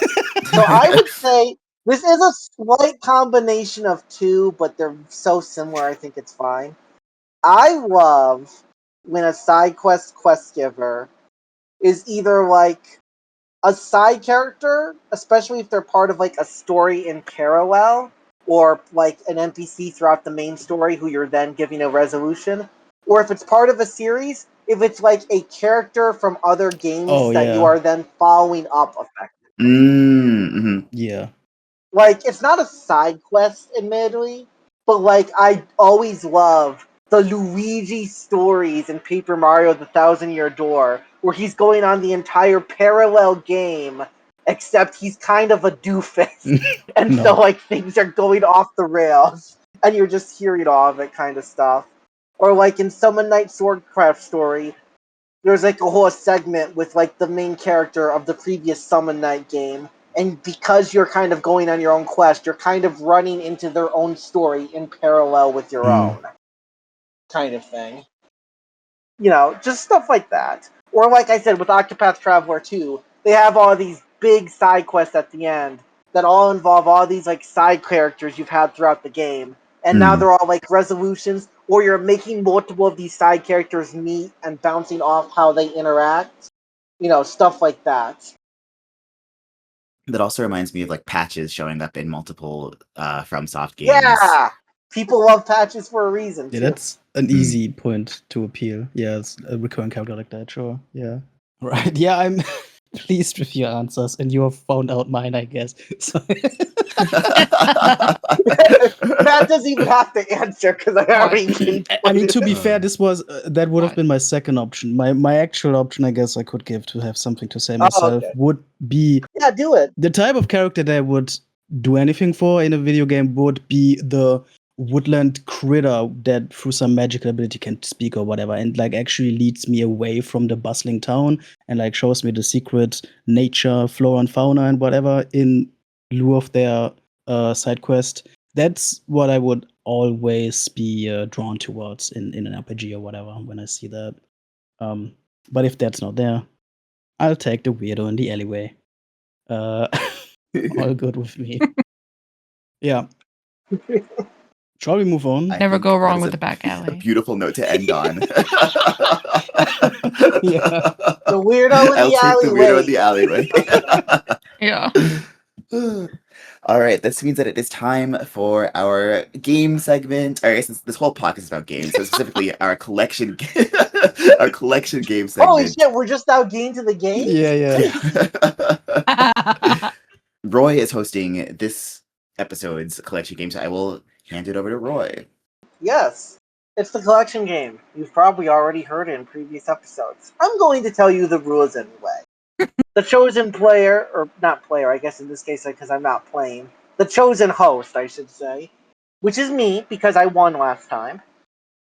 Picks a random collection on How Long to Beat websites using their search thing. Collection needs to have at least 10 games because what's the fun when you only guess one game? You name the title, the user, and the amount of games. After I reveal all that, one of you gets to veto it once per person if they don't like it or they don't think they can guess it or whatever. Then I just go one after another. They're gonna guess games in the collection. If it's on the list, they get a point. If it's not on the list, it's like a strike, and 3 strikes you're out of the game. There's also power-ups that people can buy. I'm not going to go into all of them unless somebody actually uses them. Especially because Matt is the only one who's used a power-up this entire season. Yeah. I mean, you haven't exactly impressed me with the power-up. That's fair, yeah. Unfortunately. Every host gets to make, like I said, 3 long guesses. And whoever gets the most games gets 3 bonus points and hosts the next episode. And if nobody guesses a game, no points are given, and I get to host again next week. Otherwise, winner host. Yep. Alrighty. How's everyone feeling then? Ready to go? Yep. Let's do it. Ready to lose. Yep. Alright, let's send the random bun. Alright, this has exactly 10 Another games. one of those. Oh, snap. By Sabush 1. And it just says Sherlock Holmes. Sherlock Holmes? I'm going to veto this. Thank you. Thank you very much. What? Yeah. It's not a chance. Diallo uses veto, which I agree with. I would veto it too. Alright. It's by Urindam. It has 61 games and 2 add-ons. And it says want to play. Oh. No description. Want to play? Yeah. I'm gonna veto that one. I don't want another blind bag. I want something to go off on. Alright, so this next one, if Leo doesn't veto it, we're going with it. This one's gonna be great. Oh, awesome! This one's called My Top 10 and has 8 games in it. That's funny. That's good. Going again. Oh, gosh. Right. This is by Brucalian. It has 30 games, and it's called Best Remake. Oh. Okay. Okay. This we all like perked up at this one, like, oh. All right, this one seems popular then. Yeah, I All can right. do this. Okay. In that case, Diallo, lead us I off. say. I'm going to start us off with Resident Evil 2. All right. Resident Evil 2 is on there. Yes. Leah? Super Mario 64 DS. Oh wow. No, I would have been a bit surprised actually. it's not on there. All the remakes I can So would think I. of are like some obscure nonsense. Matt perked up, and now he's realized that he doesn't actually know any video game remakes. Honestly, that happens more often than I would like to admit. My question. My problem is knowing the exact title. Okay, so I mean, surely Matt at least has some idea of yeah. something. Okay, so I mean, I'm gonna assume remake might not be used with a hard definition here. I'm gonna just say Tony Hawk's Pro Skater 1 plus 2. That is correct. It is on Let's here. fucking go, dog. Hey. Noise. Back to Diallo. I'm going to say Final Fantasy VII Remake. It is on there. Diallo's got 2. He's on a roll. Leah, you're next. Legacy of Kain Soul Reaver. Oh my god. Legacy of Kain Soul There is Reaver. no Let me way. look down here. No, there's no Legacy of Kain. Got one more. All right, Matt, back to Can you. I have the Spyro Reignited trilogy? Ooh, nice one. You can, because it's on here. Let's go. Wow. Nice. Diallo is next. I'm gonna go with Link's Awakening, the Switch version. Ooh.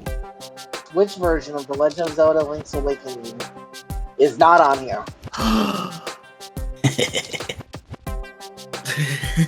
All right, Leah's down to her last chance. I definitely think there's some not too hard ones on the board, at least.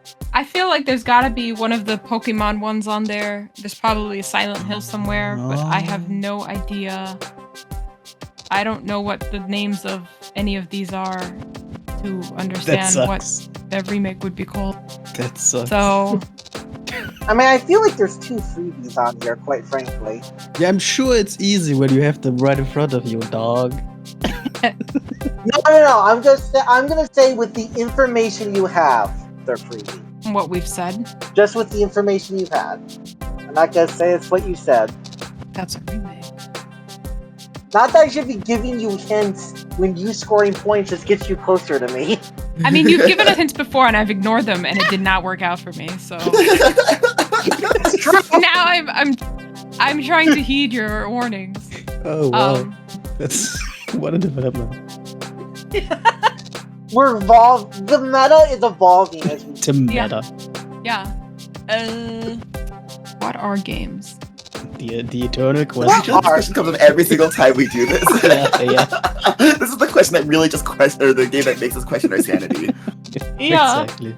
This is the collection game that makes us philosophical. We're deep thinkers. Yeah. I'm gonna need an answer decently soon, though. Yeah, I know. Even the clock here. Maybe I start piping the Jeopardy theme into the call. It's between 2 of them, but I don't know. It's clearly like older games that they're going for. That not like recent remasters, but like from like 3 generations or so ago. Donkey Kong Country Returns. Oh wow. No. Also, that's not a remake. I mean, Oh, is it not? Okay, well. It's a new game in the Donkey Kong Country series. Okay, well. well, I'm gonna use Matt? Leah's hints and I'm gonna say Silent Hill 2. No. Wow, okay. Interesting. That's what you get for listening to me. Yeah, you listened to the one person who got 0 correct. That's fair. That's fair. That's the move. I guess it really isn't recent things like Leah said. Yeah. I'm going to use Roy's hint and guess Final Fantasy VII Rebirth. Yeah. Correct. Yeah. All right. What else is there though? Sheesh. System Shock. Correct. Yeah. Oh. All right, we are tied up. Diallo, back to you. Alrighty. This one is for Roy. I'm gonna guess Persona 3 Reload. Correct. Nice. This is one of our closest and most intense battles, I think. I've also never done this well, personally. I think this is the best I've ever done as well. Yeah. That's like, holy shit, I don't know what to do in this situation. But I'm stumbling now. So I'm just gonna follow this guy's collection. What is the name of this collection again? Best remakes. Yeah, That's 20 games. So to give you an idea, you're already 7 games out of 20. Oh wow. Oh, thought it was bigger. I'm gonna say Pokemon Soul Silver. Hard Gold. It's probably the same. Nope. Okay. Rick. It's not either of them. Yeah. I would have counted both. It's the same. I'm going to guess Demon Souls. No. Okay. We both potentially only have one attempt left. That's right. Shit. Yeah, that was gonna be my next one. Oh well. It's not gonna be the GTA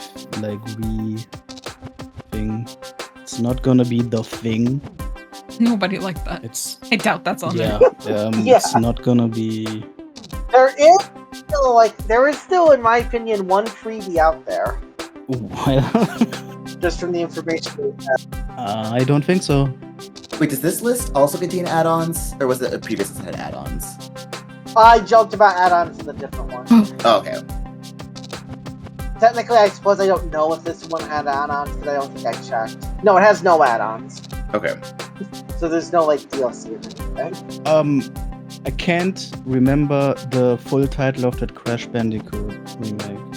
It surely wasn't. Correct! That is the other freebie. Is it just Crash Bandicoot?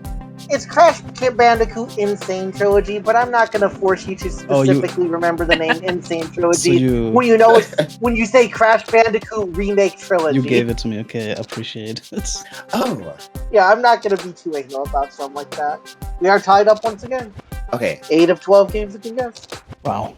I'm worried now because if that was the last freebie, then this makes me fear that the one that I'm thinking of that's related to a previous guest might not be on here. It doesn't mean that there's not other related ones, to be clear. They're just ones I thought were so obviously related that they would be easy to guess. Well, I'm gonna guess Resident Evil 4. Correct! Yes. Resident Evil 4 is on here. Jesus. We're almost halfway in the collection. Ooh. Yeah, but really cleaning up here. Sweat. Yeah. Yeah. It's getting harder and harder. There's some Nintendo ones I got in my mind, but I doubt they are notable enough to be on this list. I know. Fuck. Yeah, sometimes you gotta take a risk, but sometimes it can backfire. If I can't think of anything better in the next 10 seconds or so. Yeah. Low confidence. I'm gonna say Star Fox 64 on the 3DS. I think. No, unfortunately not. Yeah, that was okay. Alright, Diallo. I want this list cleaned up, dog. I'm worried that I might also there's multiple on here he can get. I'll say that. Gosh. No pressure. I mean, it's not. I didn't say it would be easy necessarily. But there's multiple games on here. He definitely needs to know. I have one in mind that I feel relatively confident it's not. Actually, I have two in mind now. One of them is kind of poorly regarded, so I feel like it's not going to be on a list of good remakes. Yeah. Even if you don't guess, I'm curious which one it is, since you're the last. Yeah, I will reveal once I'm eliminated what it is if I don't guess this one. There's another one that I think is pretty well regarded as a successful remake, but it feels a little bit more niche. but I think I'm gonna go with it. Oh, you know what? Okay, so okay, just the one I was going to guess reminded me of another remake that just came out recently, which I hope is going to be on the list. We're going to go with Dragon Quest VII. I was thinking Dragon Quest 2. Unfortunately, it's not on there. Damn it, because I was thinking Dragon Quest 8. That sucks. Which I'm guessing is also probably not on there. Dragon Quest 8 is also not. There is no Dragon Quest at all on that. And what the was one, the other one? I was going to say Kingdom Hearts Rechain of Memories. No. I'm now going to reveal what the other games are because we got so close. Yeah, I'm very curious now. Black Mesa. Jesus. I wouldn't The Dead Space 2023 remake. Okay. Yeah. Final Fantasy III for the DS. Was that good? Sorry. Apparently. I think people like it. According to I think people like it as a remake, but Final Fantasy IV for the 3DS. Fire Emblem Echoes Shadow of Valencia, which was the remake of Fire Emblem Gaiden. Halo 2 Anniversary, along with Halo Combat Evolved Anniversary. What? Oh, okay. One, I'm not really sure if it counts as a remake, Mafia Definitive Edition. I think they did do stuff to that game, but... They did do stuff to that game. I gotta get to that. Medieval, like the PS1 one, not the word Jesus medieval. Christ, really? The 2019 PS4 remake. Wow. Yeah. Metroid Samus Returns. Should have thought of some Metroids. Metroid Zero Mission. So 2 Metroid remakes on there. Near Replicant version, way too many numbers for me to actually go today. Odin Sphere Lefthraser, which was the remake of that. Resident Evil 1 remade for the GameCube. Fuck. Which I wondered if anyone would remember that. God, no. Shadow of the Colossus, the 2018 I wasn't remake. sure if that existed. I had it on my mind. Fucking hell. I guess you could have risked it. Star Ocean, the Second Story R, which I've heard is a very good remake. Then the two that came to mind when Matt guessed Star Fox 64 3D, Majora's Mask 3D and Ocarina of Time 3D were on here. Damn, and at the beginning of this game, those are the two of the first games that came into my mind. And for some reason, I just didn't think they would be on this list. Yeah, probably because I think it's kind of questionable if they're truly a remake myself. Yeah, I mean, I think that goes for a bunch of these. Yeah. Trials of Mana 2020. Oh. And then finally, Yakuza Kiwami 1 and 2, which I wondered if Diallo would end up trying to guess. I was also considering, they did cross my mind, but again, I thought it might be too niche or something. I don't know. Yeah. Well, apparently not so much. The moral of the story is trust my intuition more. Yeah. So that means Diallo, because he won, gets a massive 8 points. Holy moly. And Matt gets 4 points. And unfortunately, since Diallo is going to be going away, I don't think he'll be able to host next week, although who knows? Maybe he can come on and host. True, yeah. Besides to pop in next episode just to host and bail. But I believe that means I suppose Matt would host because he got the second most I will host in Diallo's honor. I will give it my best. All right. Unless Diallo feels like popping in to host the game. Yeah. I'll create an AI version of myself to be the host. Never. The AI Wow. But he got, I think his 8 points are either the most or second most someone's gone. It's because I know I got a bunch in that one. I don't remember who was more. What a bang of a finale, in a way. That was good, yeah. Yeah. Honestly, yeah. Alrighty, so I guess, is it time? I guess it is to time. say goodbye? I guess, some closing thoughts for me. So this podcast came at an interesting time in my life. I had just moved back to the States a couple months ago, or at the time of the podcast starting, I had just moved back to the States. I was unemployed. I was searching for meaningful ways to occupy my time. So this ended up, and I've always, been interested in talking about video games with other people. So this felt like a really good outlet to do so. So the timing was really fortuitous. I think flash forward to present day and the pendulum's kind of swung in the opposite direction. I find myself sort of juggling a lot of commitments of job and then side gigs, classes, trying to Side quests, yeah. Side quest, yeah. Side quest. How Right, trying to like establish like a social life in a new city as an adult. So I just feel like I've been, and as evidenced by my like absences for the past like several episodes this year, and like my lack of gaming time in general, I feel like, you know, I haven't been able to give the podcast the attention that it deserves. So I feel like it's best for me to just like take a step back, and yeah, just like be a listener instead of a host for a bit. I hope so. Yeah. But I've said this to the hosts before, and I'll say it again on air. Like, if you ever need a guest to come back in, I'm happy to make a guest appearance. Keep you updated on all of the games that I've started over these past 2 years and have not finished. Yeah. Yeah, we will always welcome you back for sure. Thank you. Yeah, like you're the kind of person, if you want to just drop in for an episode, doesn't even need to be a guest episode. You just want to drop in, say what you've been playing recently. You know, I'm always down for something like that, especially if your life, you know, calms down. So, you know, because I enjoyed having you around a lot. Birds agree. It's been it's been a pleasure. I'm gonna miss the genre hole that you filled with your also weird indie, but also Japanese influence game and stuff. Like I felt like that was a good thing to have here. So definitely worthwhile to bring you back on at some point for sure.